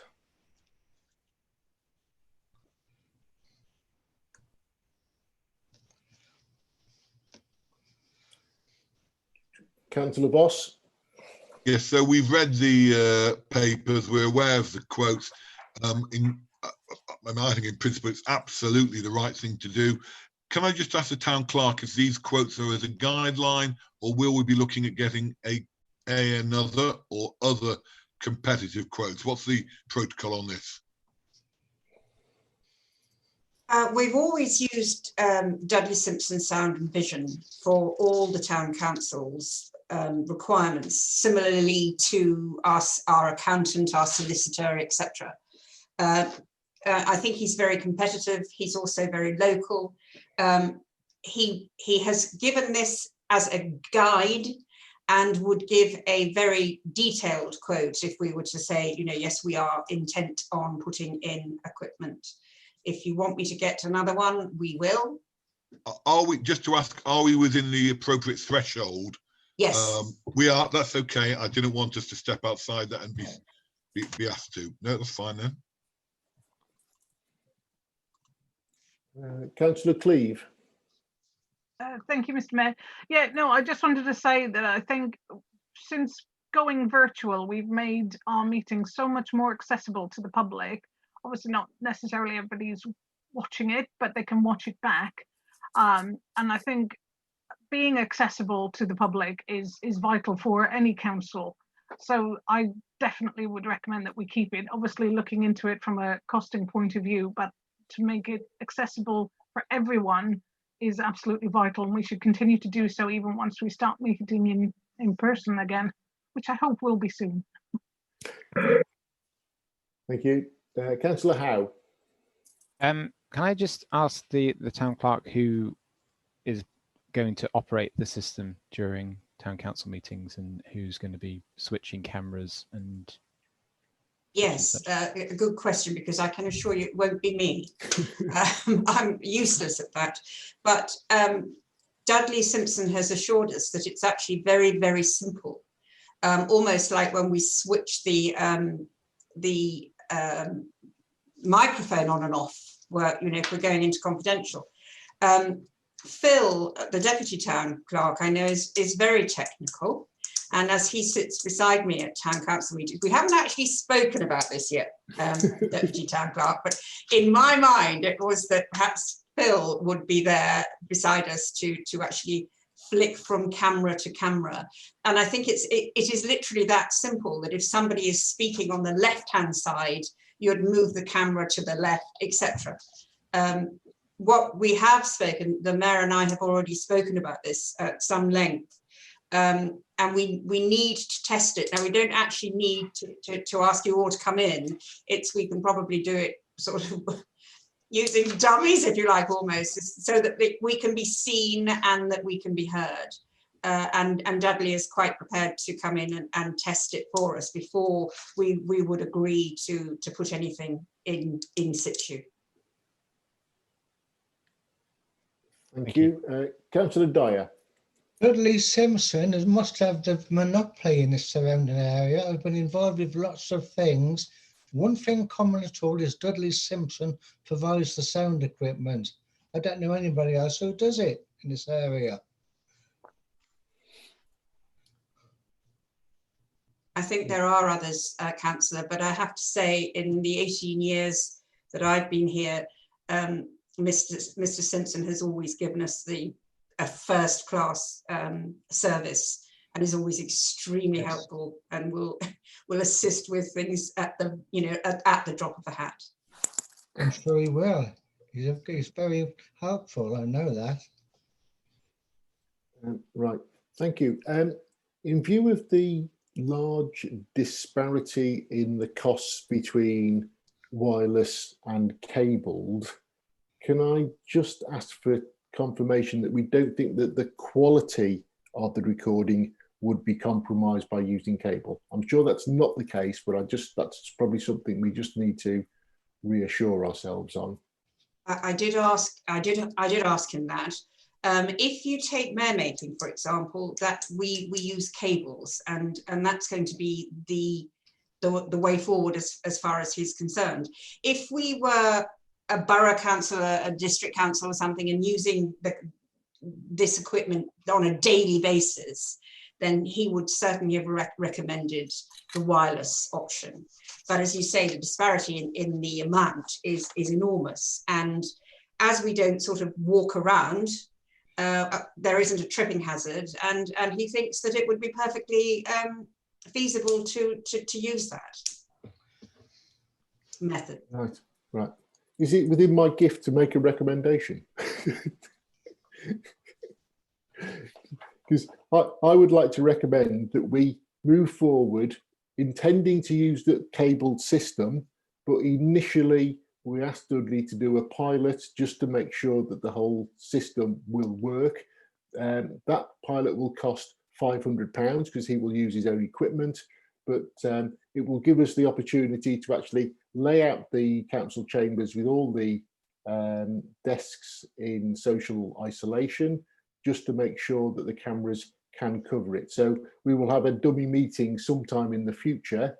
So we'll invite certain councillors to come in just to sit at strategic desks.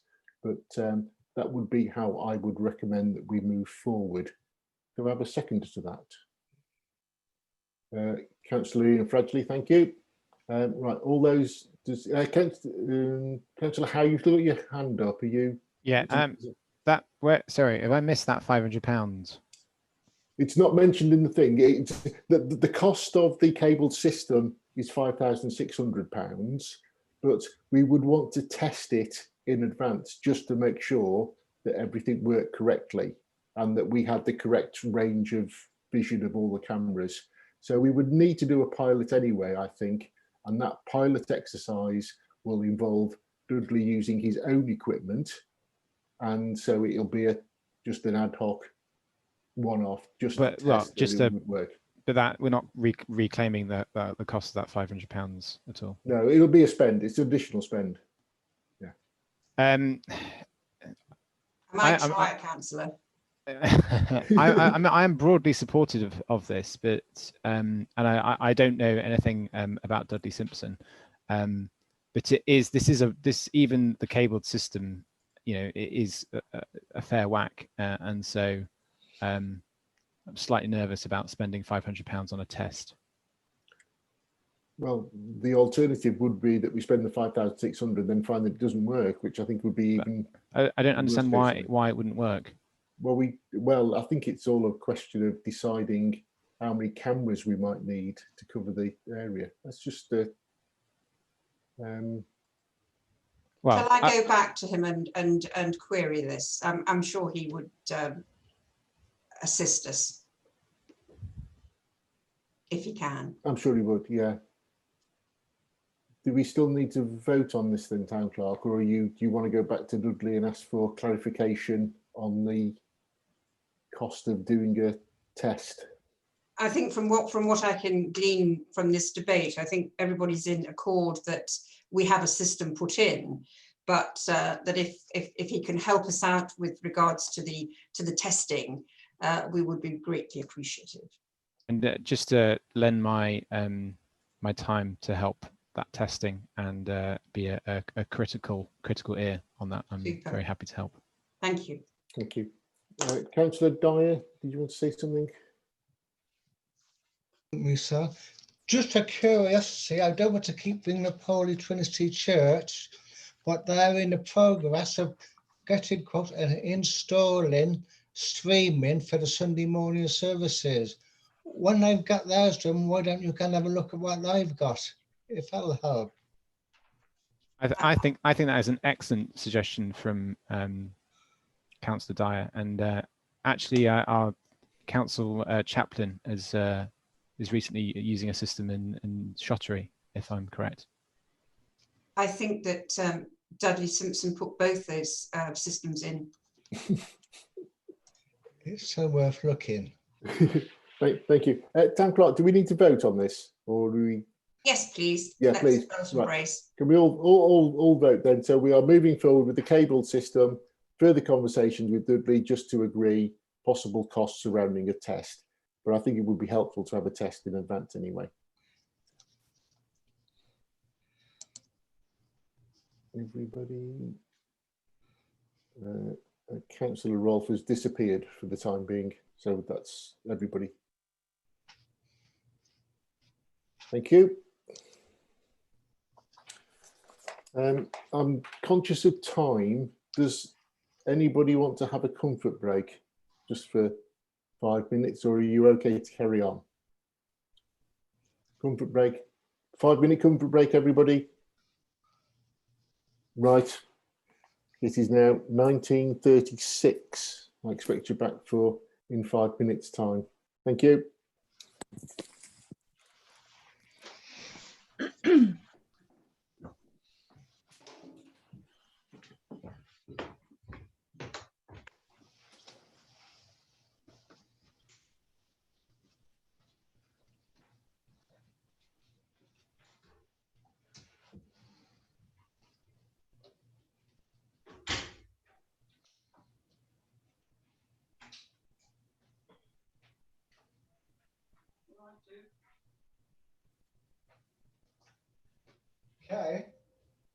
Okay. I've just made a suggestion that references the new streaming thing at the council. Yeah. I asked to look at what we're doing this Holy Trinity. If you might mind.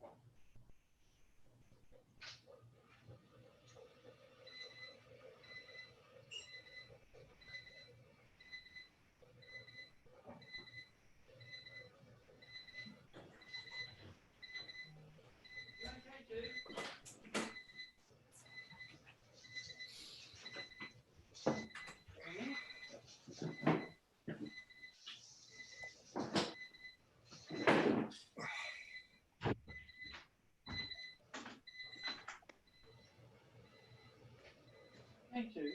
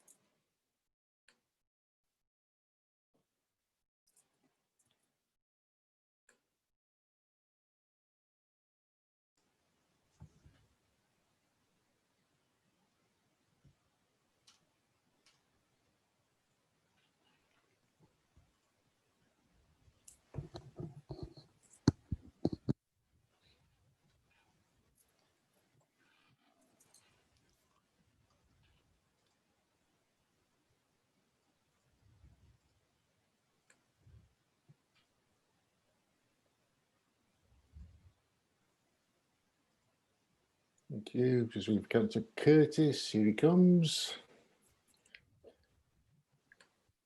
Right. Thank you all. On to item 16.7 and the ping to approve new agreements with Table Tennis England. Councillor Taylor, do you want to lead on this, please? Thank you, Mr. Mayor. In 2019, we became the lead partner with Table Tennis England for Stratford-upon-Avon ping project. And we were then subsequently awarded funding to install 7 tables around the town. They were installed late September, and we had them operational till December in 2019. And over that period of time, we had, via the table monitoring system that Table Tennis England provided with us, approximately 10,000 people used them over that period of time. And we were actually one of the most successful, even in that period of time, in the whole country. So sadly, because of COVID, we were unable to introduce many of the tables back. Out of the 2019 report, in Henley Street was by far the most popular, by the way. Unfortunately, we couldn't install most of the tables into the town centre this year because of the COVID regulations. So we've been limited to outdoor, the ones further afield. And the table usage has been considerably down because we're not allowed to leave any equipment out there anymore. So there are no bats, balls, you have to bring your own equipment. However, our agreement ended with them in March 2020. So we're now in a position where we need to decide, where we need to take out a new agreement. That new agreement would allow us to take further funding if we required it. And we've already had a lot of interest from further 8 locations around Stratford.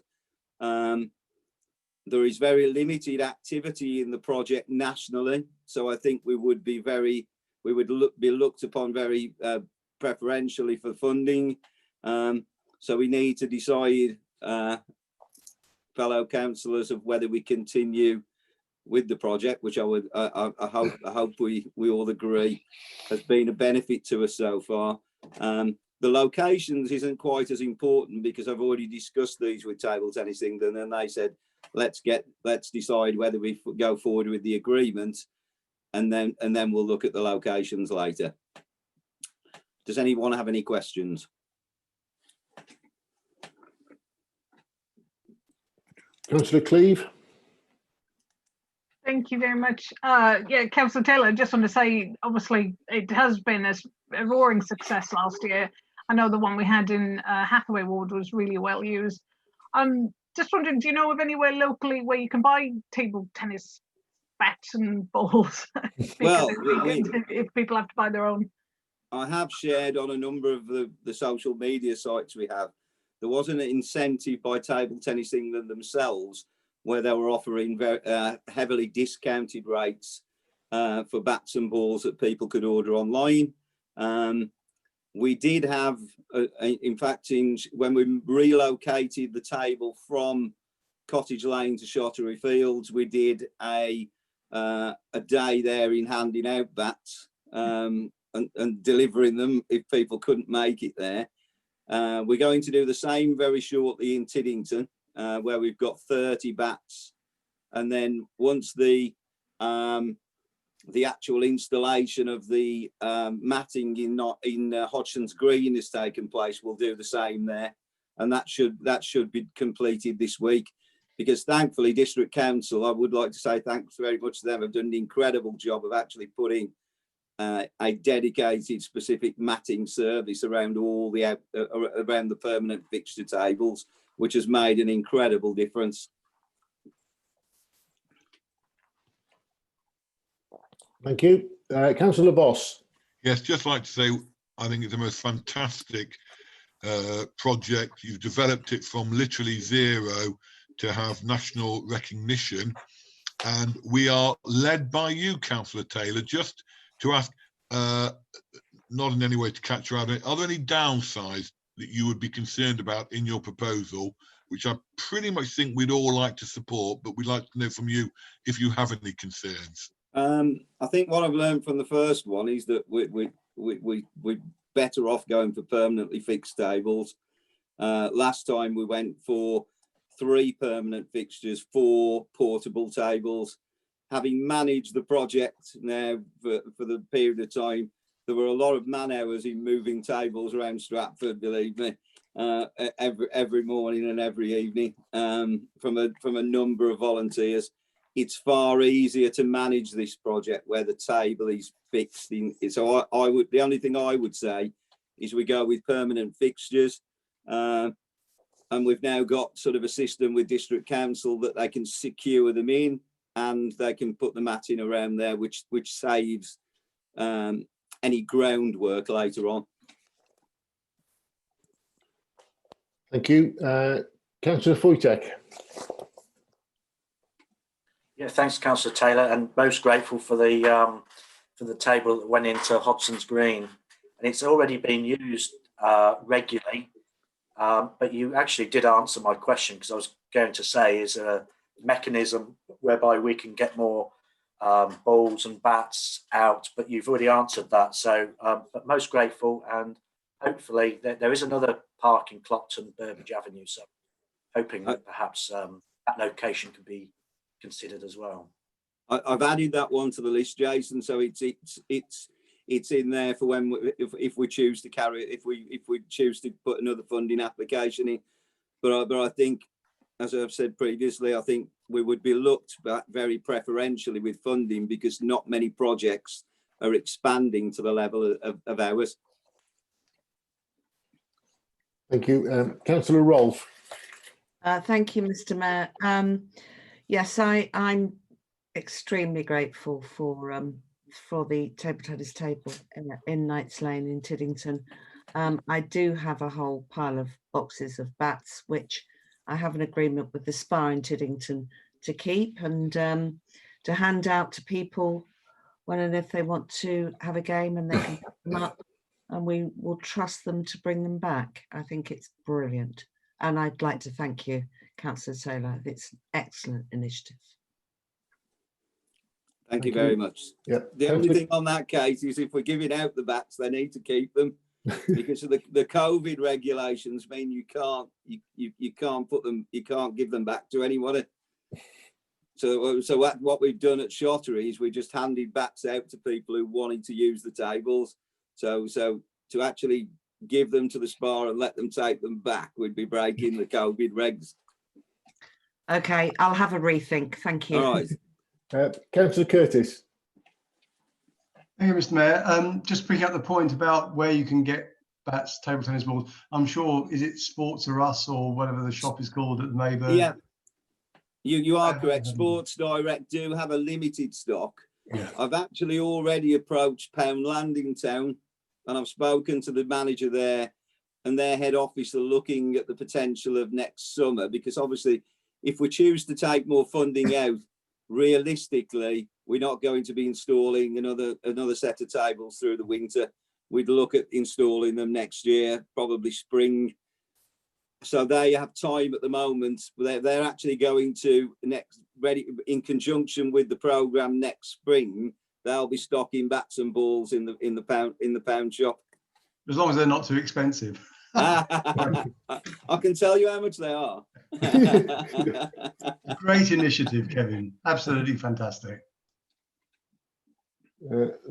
Thank you all. I'd just like it noted that Councillor Taylor still hasn't beaten me in a game yet. But right, so the new agreement that you're asking us to sign, is that an open-ended one, or is it? It's just these agreements, Mr. Mayor, are just for 12 months. So they are reviewed. So you have a 12-month agreement, and then you review it at the end. Just unfortunately, because of COVID, we weren't able to, at the time when our agreement was closing, then everybody was going into lockdown, and they've been quite happy with what we've done. But technically, it should be reviewed every year before it's about to end. whereas Right. ours is expired several months now. Right, and the new agreement allows us to apply for additional funding. Correct. And so if we didn't sign it, the existing Well, tables would be unaffected. Well, we could just sign the agreement and not take the funding. We still have to have an agreement with them, but you don't have to take up the funding. Right, but oh right, okay. So we have to sign the agreement every year anyway. Yes, So yeah, yeah. Okay then, right. So I get the sense from around the room, but can we have a proposal that we sign the agreement with Table Tennis England? And Dicky Yesmus is Councillor Fradgley, thank you. So that was a seconder or a nominee, and Councillor Cleave. Yes, thank you. Could we vote to sign the agreement, please?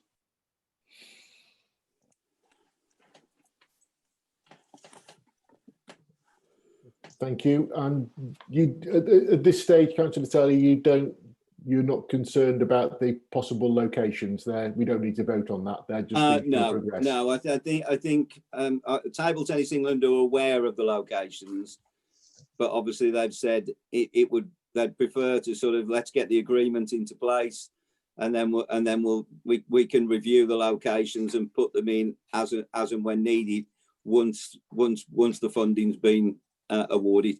And as I said, if we're choosing to carry on and take up the funding, I'm pretty sure that we would get a maximum amount again. There is sort of a term and condition that you have to sort of put in an equivalent amount of value, but we've done that in man hours so far. However, the work the District Council have done around the tables would be included in our contribution. So I see no problem whatsoever in us getting the full grant. Thank you. On to item 16.8, and to give consideration to Warwickshire County Council's proposal for local government structural reform. Can I ask either or both of Councillors Jenny Fradgley and Councillor Rolfe to give us an update on current position? Councillor Rolfe. Okay, I'll be just brief. I'll talk about the process. So the district councils, the 5 district councils, commissioned a report by Deloitte to look at unitary authority, and the county council commissioned Pricewaterhouse to do a report about unitary authority. It probably won't come as a surprise to you that the district council report from Deloitte was very much in favour of a north and south, 2 unitary authorities, and the county council one was very much in favour of a single unitary authority. Last week at full council there was an all-day debate, and when I mean an all-day debate, it went from 9 o'clock in the morning through till 4:15 in the afternoon with a 30-minute lunch break.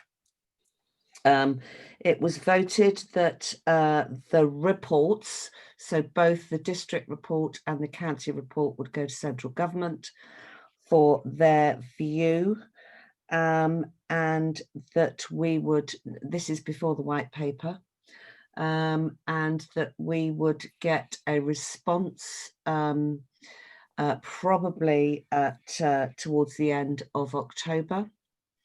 And if central government are in favour of looking at unitaries, either a 2 unitary or a single unitary, it would then go out to consultation with all levels of local government and all residents and all businesses. And that the time scale would probably be 2023 for implementation, if it was agreed, and if it was agreed to go ahead. I think Jen can fill in the minutiae. Yeah, Councillor Jenny Fradgley, do you want to add? Can I just add to that, the indications are that there might be quite a lot of discussion about how this actually goes forward from here. There are so many different ideas about what kind of a unitary, what kind of position towns and parishes might have, and authority or responsibilities. the whole lot is really up for discussion at the moment. Nothing, I hope, is set in stone. That is what our intention is, that nothing should be set in stone until the consultations have fully taken place. It has been going through my mind that as we are a large town parish, and we did actually come away from WALK, the organisation for local councillors, some time ago for very good reasons. I just wonder whether there should be a debate at some point that we actually look at rejoining WALK again, because that's going to be the body that will actually interface with government beyond us. And I think we need to be feeding strongly into that organisation how we feel our town council should actually go forward and what kind of responsibilities it would be happy and prepared to take, and actually look at the way in which smaller towns and some of the tiny parishes might be helped in order to have their organisation to feed in to a new authority, a new unitary authority. So I think we're very much at the beginning of this, and we really do need to work out exactly how we as a town want to engage. Thank you. Just for clarification on that, what's the timescales, or are there any timescales for when we, the town council, would be best positioned to give some views on how we would like to see things go forward? Well, I think obviously central government need to agree whether we go forward with it or not, and which tranche we're in. It's unlikely we'll be in the first tranche. It's more likely that we'll be in the second tranche, which is why I'm giving you a figure of 2023. But I think probably before Christmas or soon after Christmas, the consultation will go out, and it'll be very extensive. It's not going to be a kind of 3-week planning consultation. It'll be very, very extensive. And we hope, yes. And I think that we as a town council should perhaps set up a task and finish group to look at what's going on within these discussions, and be kind of ahead of the game in order to work out how we go. Because don't forget, there are districts that don't have, I mean, for instance, Rugby don't have parish councils. Nuneaton and Bedworth don't have parish councils. We have some very, very small parish councils in the district, which would have to consider clustering together, like a school academy, if you like. Because if the small boroughs and the towns are going to take on more responsibility, which is likely to happen, then you can't have a group of 6 unelected people making decisions for 120 people. I think they will have to amalgamate, but that's all in the detail. The devil is in the detail. But there'll be many, many months of discussions. Yeah. But I really do think that this town council needs to get its act together. It needs to do extensive reading onto the publications which have been, Deloitte and Pricewaterhouse and lots of other stuff which is coming down the track, and really get an understanding of what unitary might mean for us. Because there are some models in which towns and parishes don't really have much of a say. And I think that is something that we would, I assume as a town council, that would be something that we would not be particularly happy with. When you look at this meeting this evening and the amount of activity and support the town has, that I think we really would want to be in a lead position in our sector. Yeah. Councillor Voss. We're really, to quote the famous phrase, there are a lot of unknown unknowns here. But we do know there are 2 expensively produced reports with different views from county and district. And I just rather, without wishing to in any way trying to pretend I'm Paul Edmondson, the Reverend Paul Edmondson, I'd like to just reflect the concerns which were elucidated clearly and reflected in the Municipal Journal just over a week ago. And this is what they said. Plans for a full-scale local government reorganisation have been thrown into doubt. Plans have faltered amid fears that scrapping so many councillors would eliminate Conservative foot soldiers. To keep to the timetable, orders to create new unitaries would have to be laid before Parliament by the 7th of October. Councils would need to be informed of their successful bids by the middle of next week, which was last week. And here they go to the end paragraph and they say the prospect of losing out on a unitarisation has angered those pushing for the change, with many authorities spending tens of thousands of pounds they can ill afford on consultants to boost their proposals. I think that's quite close to home, isn't it? Thank you. I don't propose that the town council spends any money, physical money, but it spends some mental acuity on actually getting their heads around what might or might not be on the table. Councillor Lee. Thank you, Mr. Mayor. I certainly support Councillor Roll's suggestion of a task and finish group being formed on this. Certainly, I think we need to determine or get some advice from ourselves, as suggested by Councillor Fradgley, to then put towards council and to then express ourselves in whatever means appropriate, be that a formal consultation report or any lobbying we feel is necessary to get our views across. So I would certainly support the formation of a task and finish group, and would be happy to put myself forward for that as well. Thank you. Councillor Coles. I heartily endorse what Councillor Fradgley and Councillor Lee have said. I think it's very important we get ourselves up to speed on what's already come out and what's likely to come out, things we might be having to address. The only other thing I would suggest, that I think we would have a responsibility as a council, if this thing did go into consultation, as councillors, to make sure that we get as many of our residents feeding into that consultation as possible, so that we get a really, really good, deep representation of people's opinions, people who wouldn't normally consider getting involved. I think we need to be out there rousing them to make their contribution, to make sure they know how important it is that their views are registered and heard. Thank you. Councillor Cleave. Councillor Coles essentially just said what I was planning to say. We have to listen to the residents. At the end of the day, we represent them. You know, if there's cost-saving measures involved by becoming unitary, then that's great, because if we can pass that on to our residents, that's great. As Councillor Jenny Fradgley said, you know, it's got to be something. We've got to be ahead of the game. We've got to look into this, and really, it should be local decisions should be made by local people, not people further away than they are. You know, even district decisions, some seem far away from people within this town.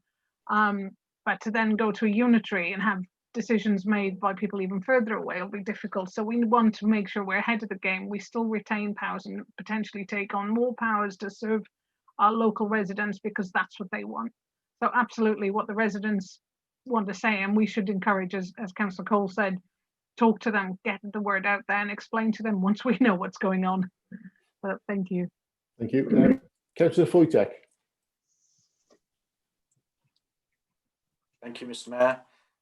Yeah, it's just to echo what's been said already, and my fear of a super council, if you like, is that we then have a democratic deficit, where, as Councillor Cleave has just said, decision making is too far away from local people. And actually, the wrong decisions are made. So in fact, councils that are larger can sometimes make the wrong decisions because they're not close enough to local people to make the right decisions, even though on paper massive savings can be made, but sometimes they're not.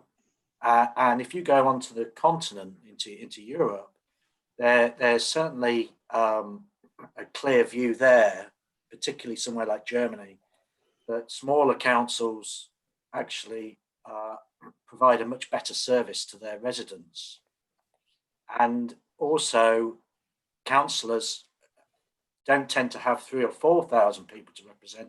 They tend to have somewhere between 800 and 1,400 residents that they represent. So they're very, very much closer to the ground. And this is where the town council really needs to keep an eye on what progress is actually happening around it, because ultimately decisions could be made in places north of Coventry, and we've got to be, we as a town council, I think we need to keep a close eye on that. So I think from what Councillor Rolfe has said regarding a task and finish group to actually take that forward, I'd fully support.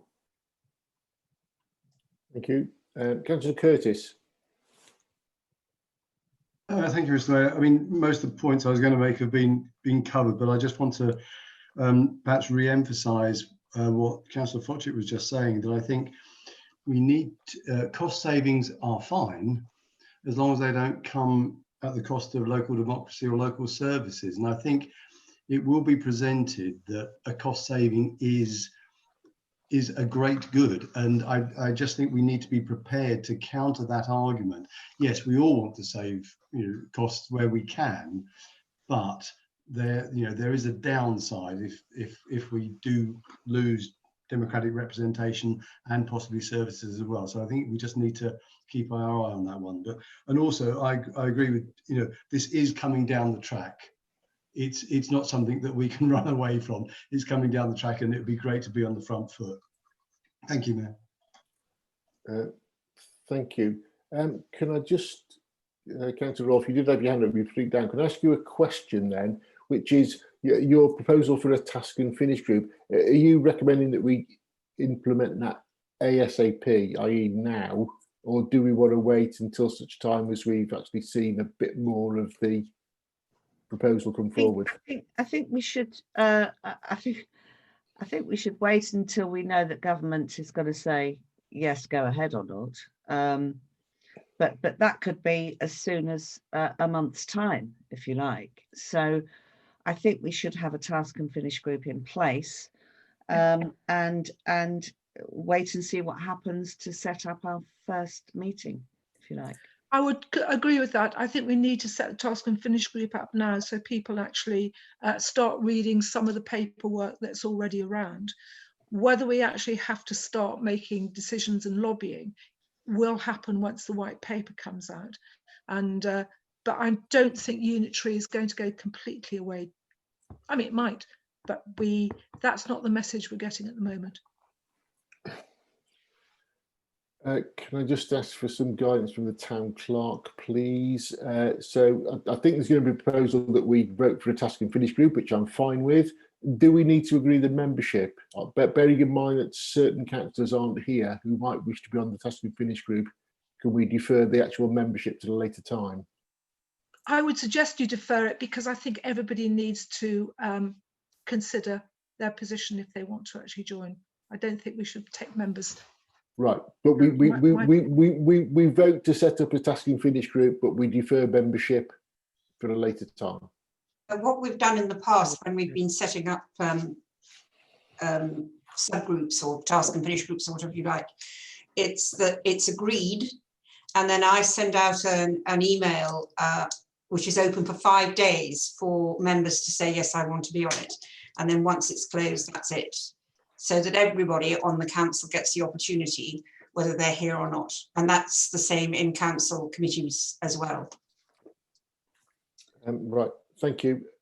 Councillor Rolfe, are you going to? Yes, I think it would be prudent to make sure there is a councillor from the county council on the task and finish group and a councillor from the district council on the task and finish group, only in that they will be being fed different information or additional information, which will be very, very useful to the task and finish group. Thank you. Right, but can we just have a vote, green buttons, that you are in favour of setting up a task and finish group for this council to oversee the ongoing developments about the local government reform and to feed in comments as and when appropriate. I have to put my hand up. My green button's gone. Thank you. Okay, it's agreed. Thank you. Item 16.9, further funding for the Fred Winter Centre. Town Clerk, do you want to lead on this, please? Thank you, Mr. Mayor. Council will recall that I sent an email out for some time ago with regards to this to get some feedback in terms of a retrospective vote. So actually, if I may, I'd like to defer to Councillor Howe, who is our representative on the Fred Winter Centre. Thank you, Town Clerk. Yes, as the report states, this the loss of lottery funding originally put the centre in this predicament. But what is what is fortuitous is that the lottery is now focusing on sort of funding for return to work schemes, which is highly sort of relevant to the aims and objectives of the Fred Winter Centre. So we do look forward to some possibly some new lottery grants in the future for specific projects. The capital work is fully funded alongside our contribution if it is agreed this evening. But to be clear, this contribution is symbolic, and it is all sort of parties are being asked to further contribute to that, which is why the sort of suggested amount of £5,000 was suggested. As a brief update on the project, the contractor is on site and is currently stripping the building. You may have seen, for those who have passed it, the hoardings have been erected and will soon display information about the centre, and we'll have logos from participating organisations as well. It's still on target for completion in March of next year, and there is some ongoing work on the schemes which will operate from the centre, and I will hope to update the council in the written reports for our next meeting with some more information on those. I'm very supportive of the £5,000 additional grant. I think it is it's an important aim and objective to this town council, and I think we should spend this additional money. Thank you. Has anybody got any questions? Councillor Foytek. Yeah, thank you, Mr. Mayor, and thanks, Councillor Howe, for your work on that. Obviously, both myself and Councillor Howard represent the ward of Clopton. That's where the centre actually is as well.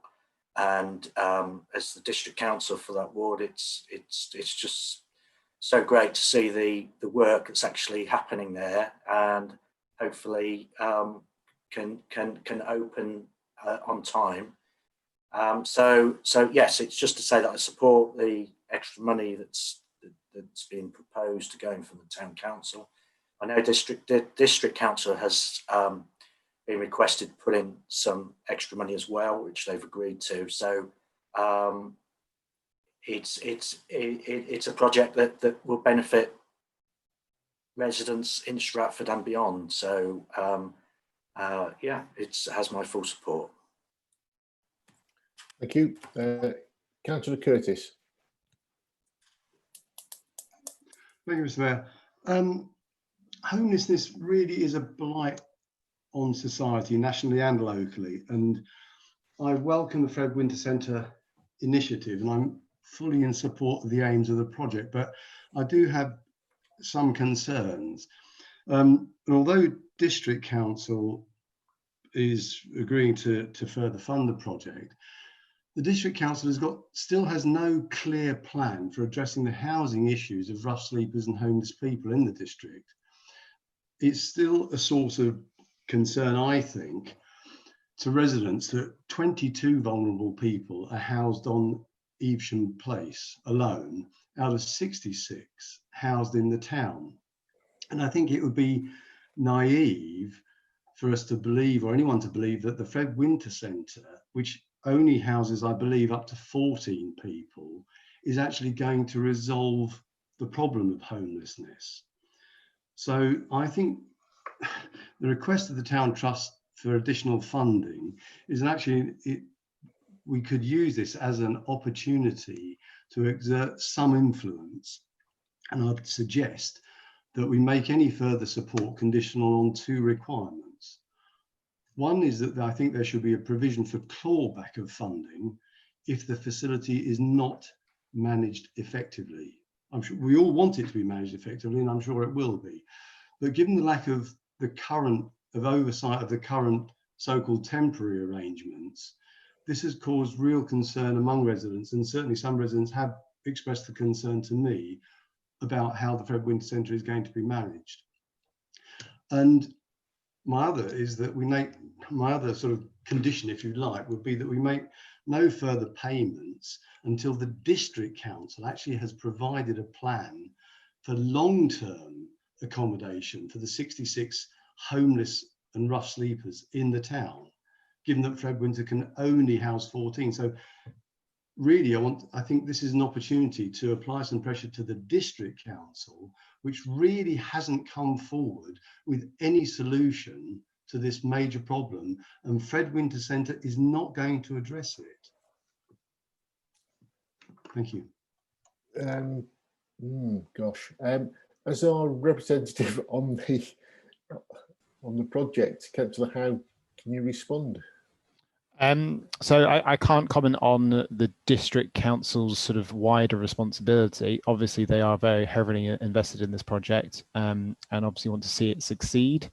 I disagree with Councillor Curtis on us requiring a clawback of this, considering that we're contributing to the capital expenditure, which will be difficult, if not impossible, to claw back. But we have obviously previously agreed to contribute to ongoing costs, and we have been, and that as part of that, and part of obviously we do have the representative, which is myself, and so in terms of the day-to-day running of the centre, it is going to be professionally run, and obviously the Spring Housing Association are part of the project for that very reason. And obviously I will be sort of relaying status updates when the centre is up and running back to the council, from which if we feel like intervention is required, then that would be the appropriate time to do so. Councillor Jenny Fradgley. Thank you, Mr. Mayor. I must say I've got some sympathy with Councillor Curtis. A lot of the issues which he's just mentioned actually happen in my ward, and I must say that I am in constant communication with the district, with the police, and with Orbit to resolve some of the issues which are much bigger than just our homeless of Stratford. They actually are to do with county lines and all manner of things. I think there are 2 separate issues here. I think that the issue of the money to build the Fred Winter facility, and then there is the issue of how that facility is managed. And I think the questions of management should be going directly to the district council now, so that conversation can be had about that management and how that's going to be constructed, while we actually support the development of the facility itself. And I think those questions need to be asked quite soon, but not of the facility itself. That we need to support to get that going. Thank you. Councillor Ian Fradgley. Thank you, Mr. Mayor. I have some agreement with what Councillor Curtis is saying, but I also agree with her downstairs. In that, if Fred Winters will help solve part of the problem, I don't think we should be hindering it by stepping back to try and find a solution for the whole. We should be bullying the district council to try and find a complete solution, but not holding this project back. Thank you. Thank you. Councillor Cleave. Yeah, essentially what both Councillor Fretchley's just said.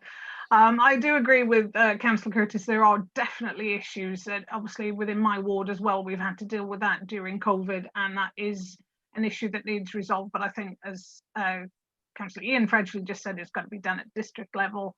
And I believe Councillor Curtis will be taking it up with them as well. I'm pleased to see that it's gone from, in principle, I said yes to the 10,000 because I think it is an important project. So the fact that it's now halved down to the 5,000 for the extra is good for us as well.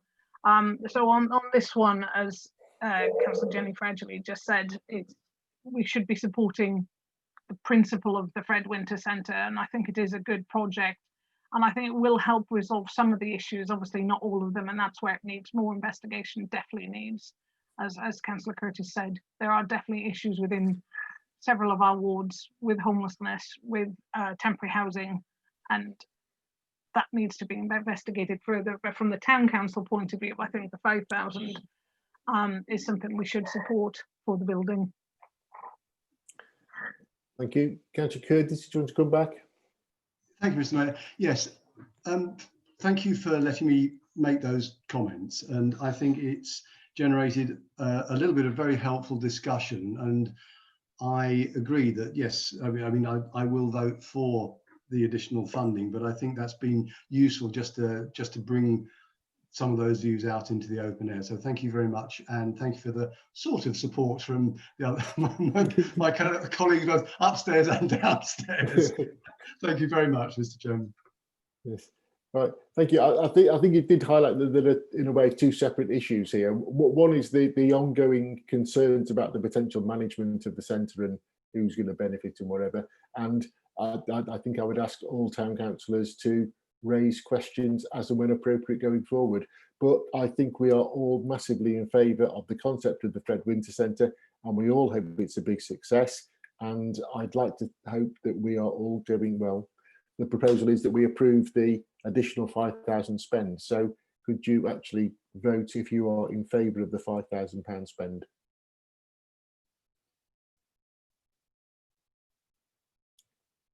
Wonderful. Thank you very much. Item 10 is all about enhancing the ambience of the town centre during the COVID pandemic. Town Clerk, can I ask you to lead on this again, please? Thank you, Mr. Mayor. Actually, I think my report says it all already. I haven't really got anything further to add to that, apart from the questions that are contained therein. You're being asked to retain the enhancement measures in the town centre. I'm not talking traffic management measures or anything like that. I'm just talking about the aesthetic things that I've mentioned in my report. And you're really just asking for the additional funding support for the month of October, and beyond that we are waiting for district council to come back on costs of either negotiating the cost of the renting the trees or buying them permanently. Is that correct? Well, they're 1,800 per month to hire them, but I have not heard from SDC regarding how much they would cost to buy them. But I remember when we were, and I'm sure Councillor Rolfe and Councillor Jenny Fradgley will recall that they were talking eye-watering amounts of money to buy the trees. Yeah, I'm sorry, I'm just getting clarification. I just need clarification that you're looking for approval to spend money to extend the trees for another month only. Is that correct?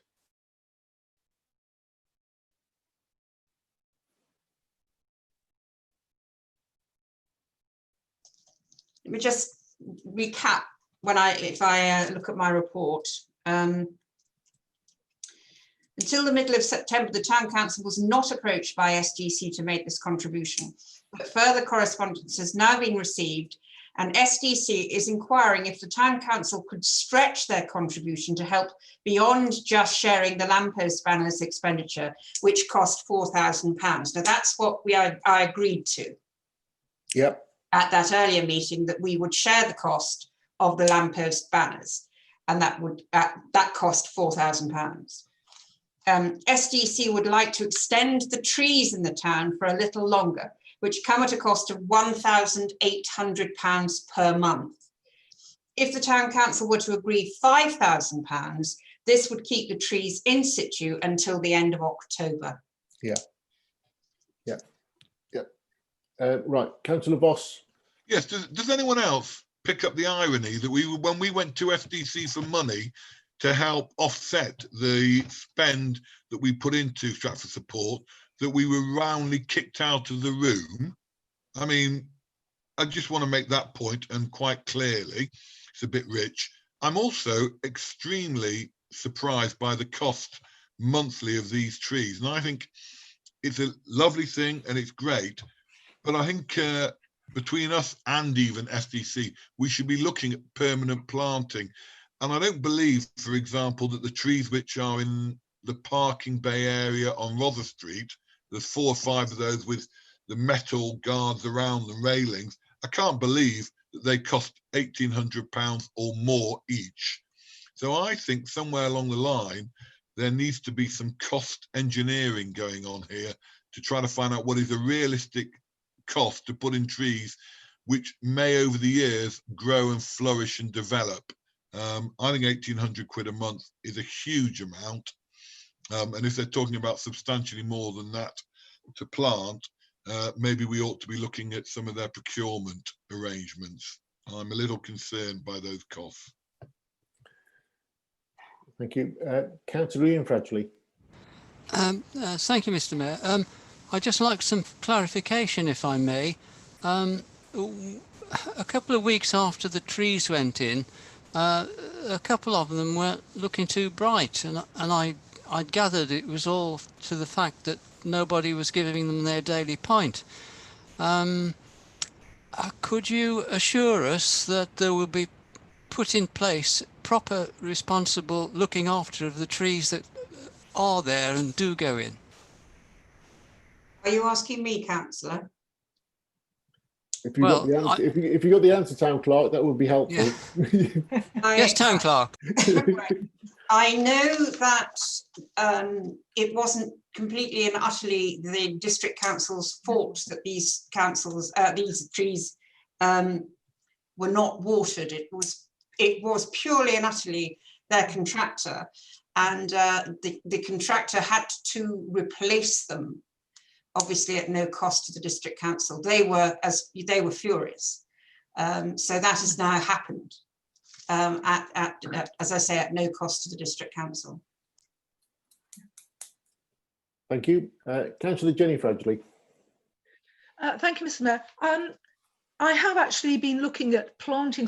Well, the Climate Change Emergency Group at the Town Council does have a plan, and it's called its plan Urban Tree Planting and Urban Wilding.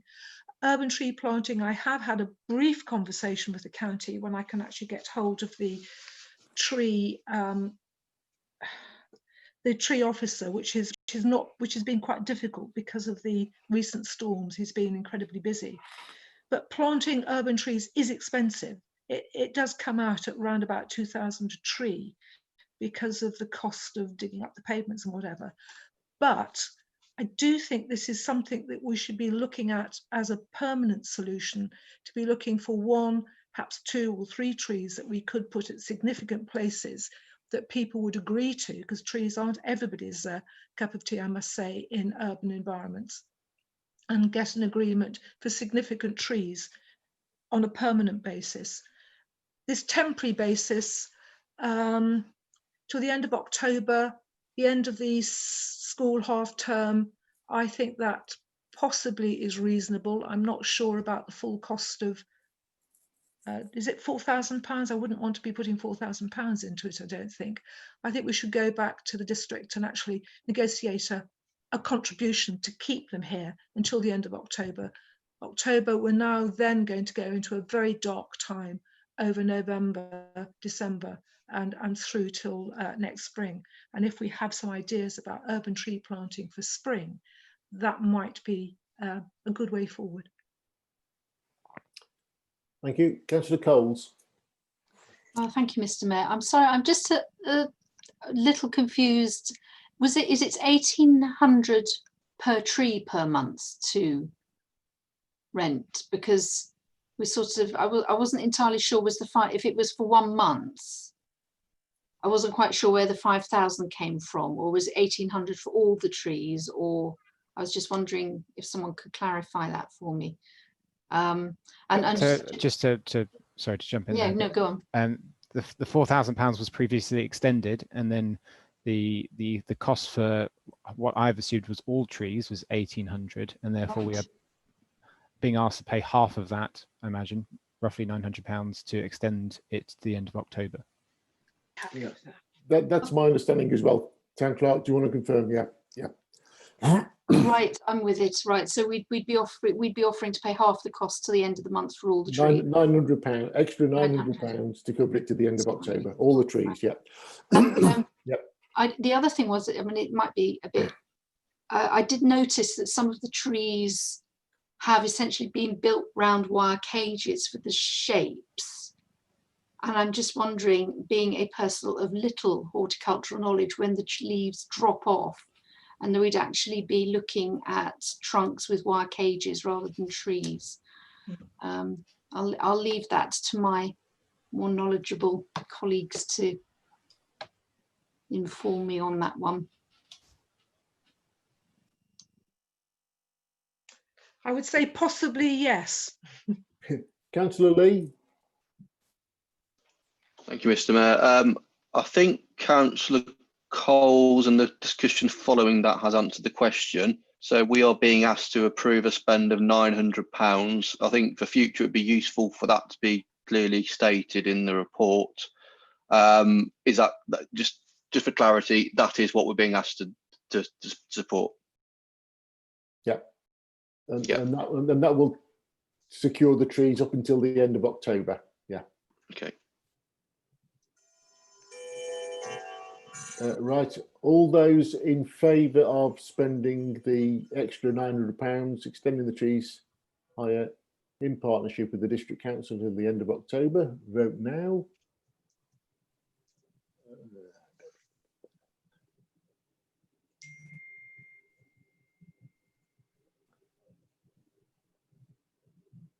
Well, it's carried. It's carried. I'm seeing two blanks, three blanks. Or did take them down. Carried. Thank you. Item 16.11, BT phone boxes. Would either Councillor Foytek or Howe like to say anything? It's relatively straightforward, but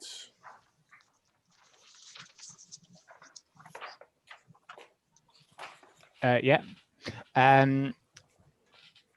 Yes, speaking to a number of residents there, I think the phone box is very iconic, and unfortunately it currently is a magnet for antisocial behaviour, and so by adopting it and allowing BT to remove the telephone from it and then to secure it, i.e. lock it, whilst we continue a consultation on how it can best be used for the community.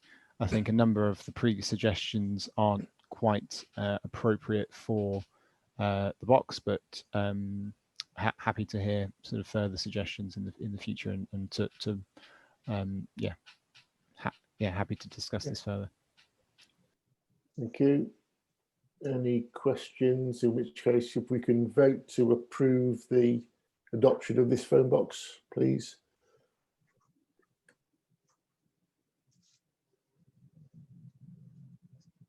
Thank you. Item 16.12 is to approve and adopt the revised press liaison policy. This was proposed from the government and panel governance and panel meeting on the 1st of August. You've all seen the notes. Are you happy to approve and adopt this change to the press liaison panel policy? Vote now, please. Thank you. Item 16.13, Town Centre Strategic Partnership. Councillor Voss, do you want to say anything on this? Well, again, I'm hoping that everyone's read the notes, and not just in the Town Clerk's open report, but the notes which are on the OneDrive. And we're not looking for any approval, just for everyone to note the report. So I can bore on about it, but time is running on.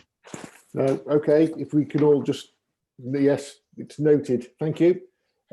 Councillor 16.14, enhancement of patches of underutilised green space. Councillor Jenny Fradgley.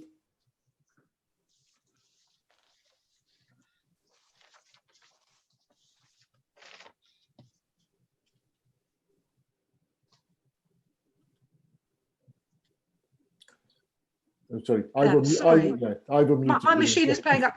Just if anybody has any other green space which they've come across which they would like to add to the list, please let me know. This will be going forward, hopefully at the next meeting, to decide on ownership and then actually decide exactly how they're going to be treated, which ones and how they'll be treated for next year. Thank you.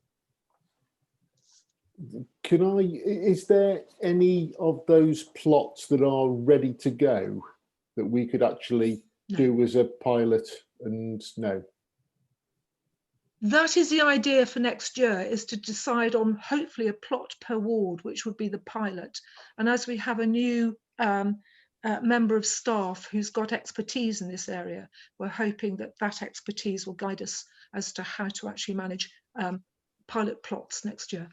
Right, but there's nothing we can do immediately. It's all waiting for clarification. It's not the time to plant wildflowers at the moment, no. Okay, right. Thank you. And that's just noted then.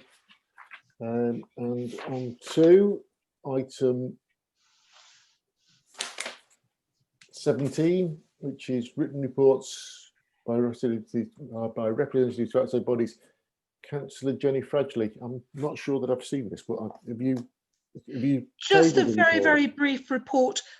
Stratford-in-Bloom will be reconfiguring next quite soon, November, December, as the existing chair and her partner actually leave. We do have some irons in the fire for new committee members and possible chairs, but please, if anybody knows of anybody who might be interested in their wards, please can you talk to them about Stratford-in-Bloom, and if they have any interests, ask them to get in touch with me or Cole. Thank you. Councillor Ian Fradgley. Sorry, Mr. Mayor, I did flag up in the previous item, but you ignored me. Sorry, Mr. Mayor. Do you want to hear what I've got to say, or shall we just carry on? Was this about the green space? Yes. Can you discuss with her downstairs? Or is it something actually go back on an issue that you've moved on from? We can't go back. But I did signal while it was being discussed. I just think we need to watch that a bit more. Yeah. Thank you. Completely my fault. Thank you. Sorry.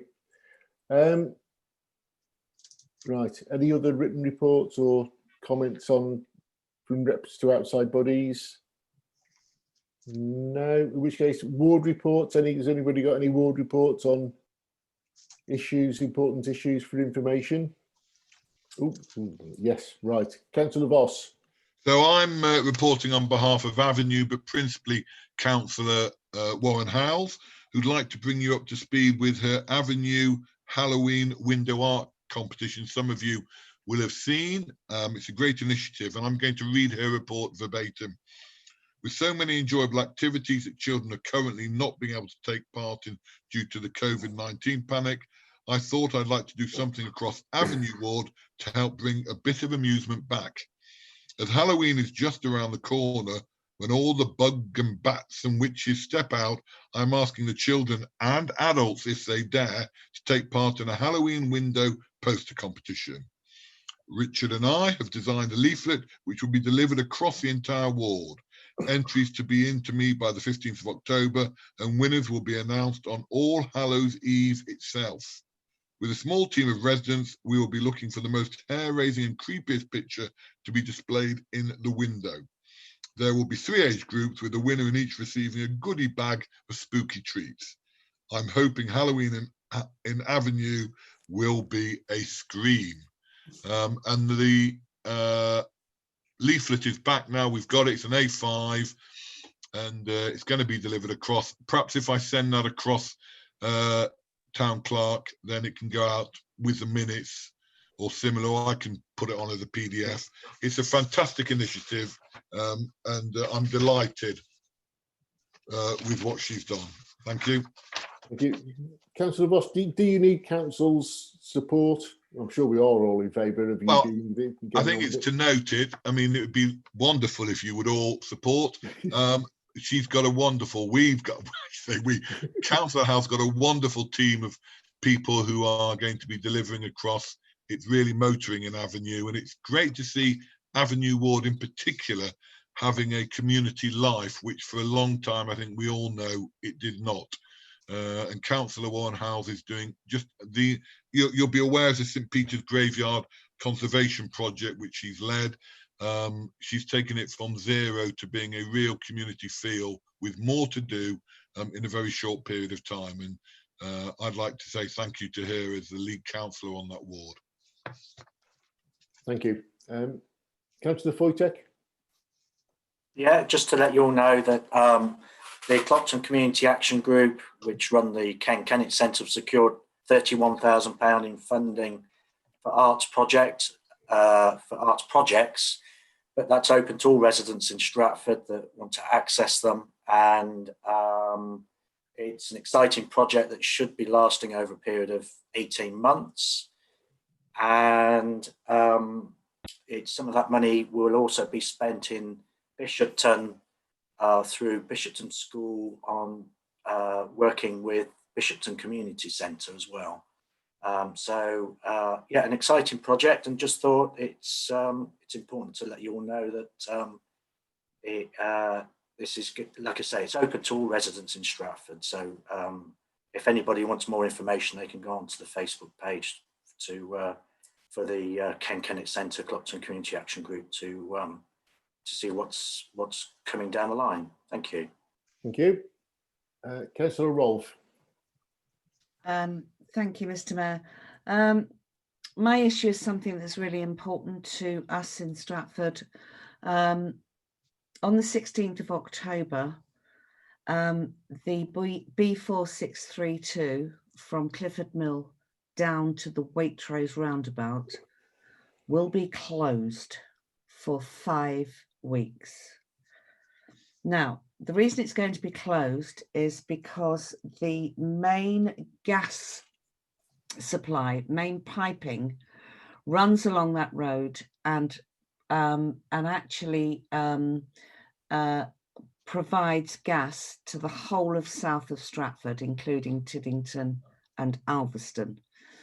It's been a bone of contention for many, many years, this gas pipe. And the Cadent gas people have said that it cannot wait another winter. They are quite fearful of things happening and not being able to supply gas to large swathes of south of Stratford. So to that end, they are closing the road. I've been in several meetings because that particular area is in my county ward.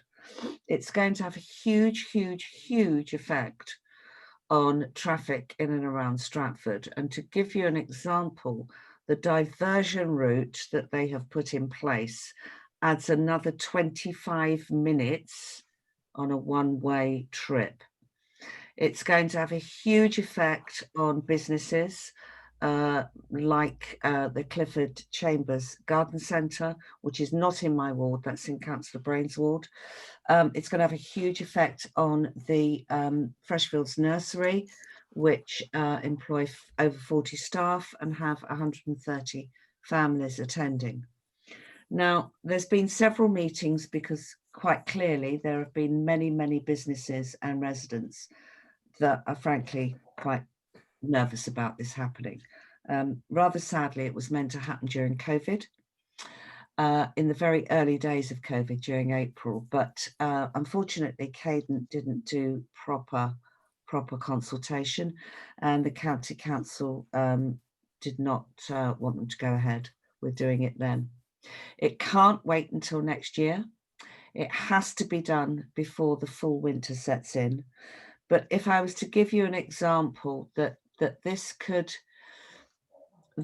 put some unbelievable strain on, for instance, the Evesham Road, because a lot of the traffic will go through Welford and come out on the Evesham Road. It'll put a huge strain on the Shipston Road. It'll put an enormous strain on children getting to school on time because the diversion route is 25 minutes. We've tried and tried and tried. It can't be delayed, it has to be done. The leader of the county council, Izzy Seckham, has been part of the group discussing it because it affects her ward. It's just an unfortunate situation. It was going to be 5 weeks up until this morning. There was a further meeting this morning, and they think they might bring it down to 3.5, 4 weeks maximum. But I wanted to let you know because it is going to have an enormous effect on Stratford. I'm quite happy to take all the calls. I'm sure Councillor Ian Frashley will get some as well. It's in his district ward. But I'm quite happy to have the calls diverted to me. I've got all the information. The one, I suppose the one good thing, although is it a good thing, I'm not sure, is that Cadent will give substantial compensation to those businesses that claim compensation. They will not be without money, without income, if you like. The biggest problem, of course, is going to be the diversion. At the Old Shire Hall Centre, there's a business there that inspects and repairs Pantechnicon lorries. He has 45 going out in the morning and 45 coming back in the evening, and part of the diversion route takes you through Wimstone. I leave that one with you. Those that know Wimstone has a very narrow bridge.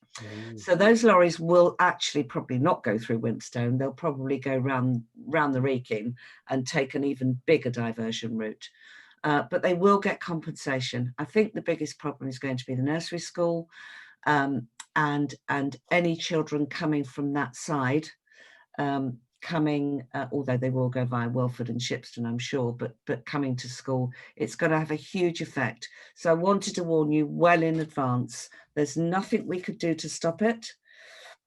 We've already reduced the number of days, but it will be massive. And in advance, I apologise, because 4 months after that, the Waitrose roundabout will be widened and that road will be closed again. But that's to come. Thank you. Thank you, Councillor Rolfe. Not particularly happy news, but never mind. It's got to be done. Councillor Cleave.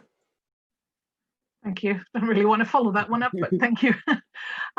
Yeah, I just wanted to say, so within my ward is the Stratford Town Trust allotment, and I was recently approached by Vassar, who have an allotment. They apparently just found out they had an allotment there.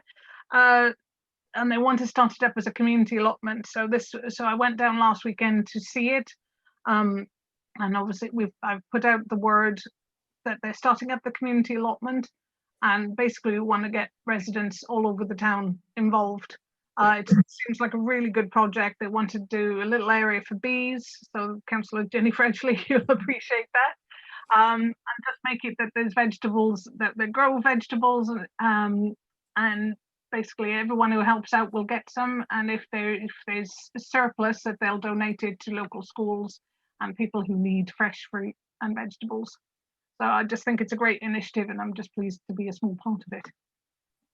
Thank you. Thank you. Can I? Right, Councillor Foytek, you threw your blue hand up. I take it you finished. Yes, thank you, Councillor Cleveland. Right, thank you. Right, item. Well, we're on 16.19. Town Clerk's general verbal report. Have you got anything to say, Town Clerk? Thank you, Mr. Mayor. I only have one issue. On the 21st of October, there is a meeting with stakeholders to review the existing traffic measures within the town, which County Council members, Councillors Jay Fradgley and Rolf will also be attending. So if you have any observations, things that you think work, things that you don't think work, and things that you think are positively catastrophic, perhaps it would be helpful if you could let the three of us have your comments so that we can take your views through to the meeting, which David Aikenhill from Warwickshire County Council called. Thank you. Thank you. In which case, the item 20 is to confirm that the next virtual meeting of the Town Council will take place at 6 p.m. on Tuesday, the 24th of November, or at 6:30 if a physical meeting is to be held in the Town Hall, which is very, very unlikely. So we will be a virtual meeting, 6 o'clock on the 24th of November. And on that note, I announce that the meeting is closed.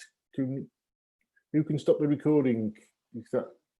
I will stop the recording and thank the general public for attending this evening. Especially Councillor Paul Edmondson, stuck it out for the whole meeting. Fantastic. Well, I learned a lot as always. Thank you. Yes, and you didn't fall asleep. Didn't fall asleep. There'll be time for that later. We're still live on YouTube. So I don't think so. well, I can. Well.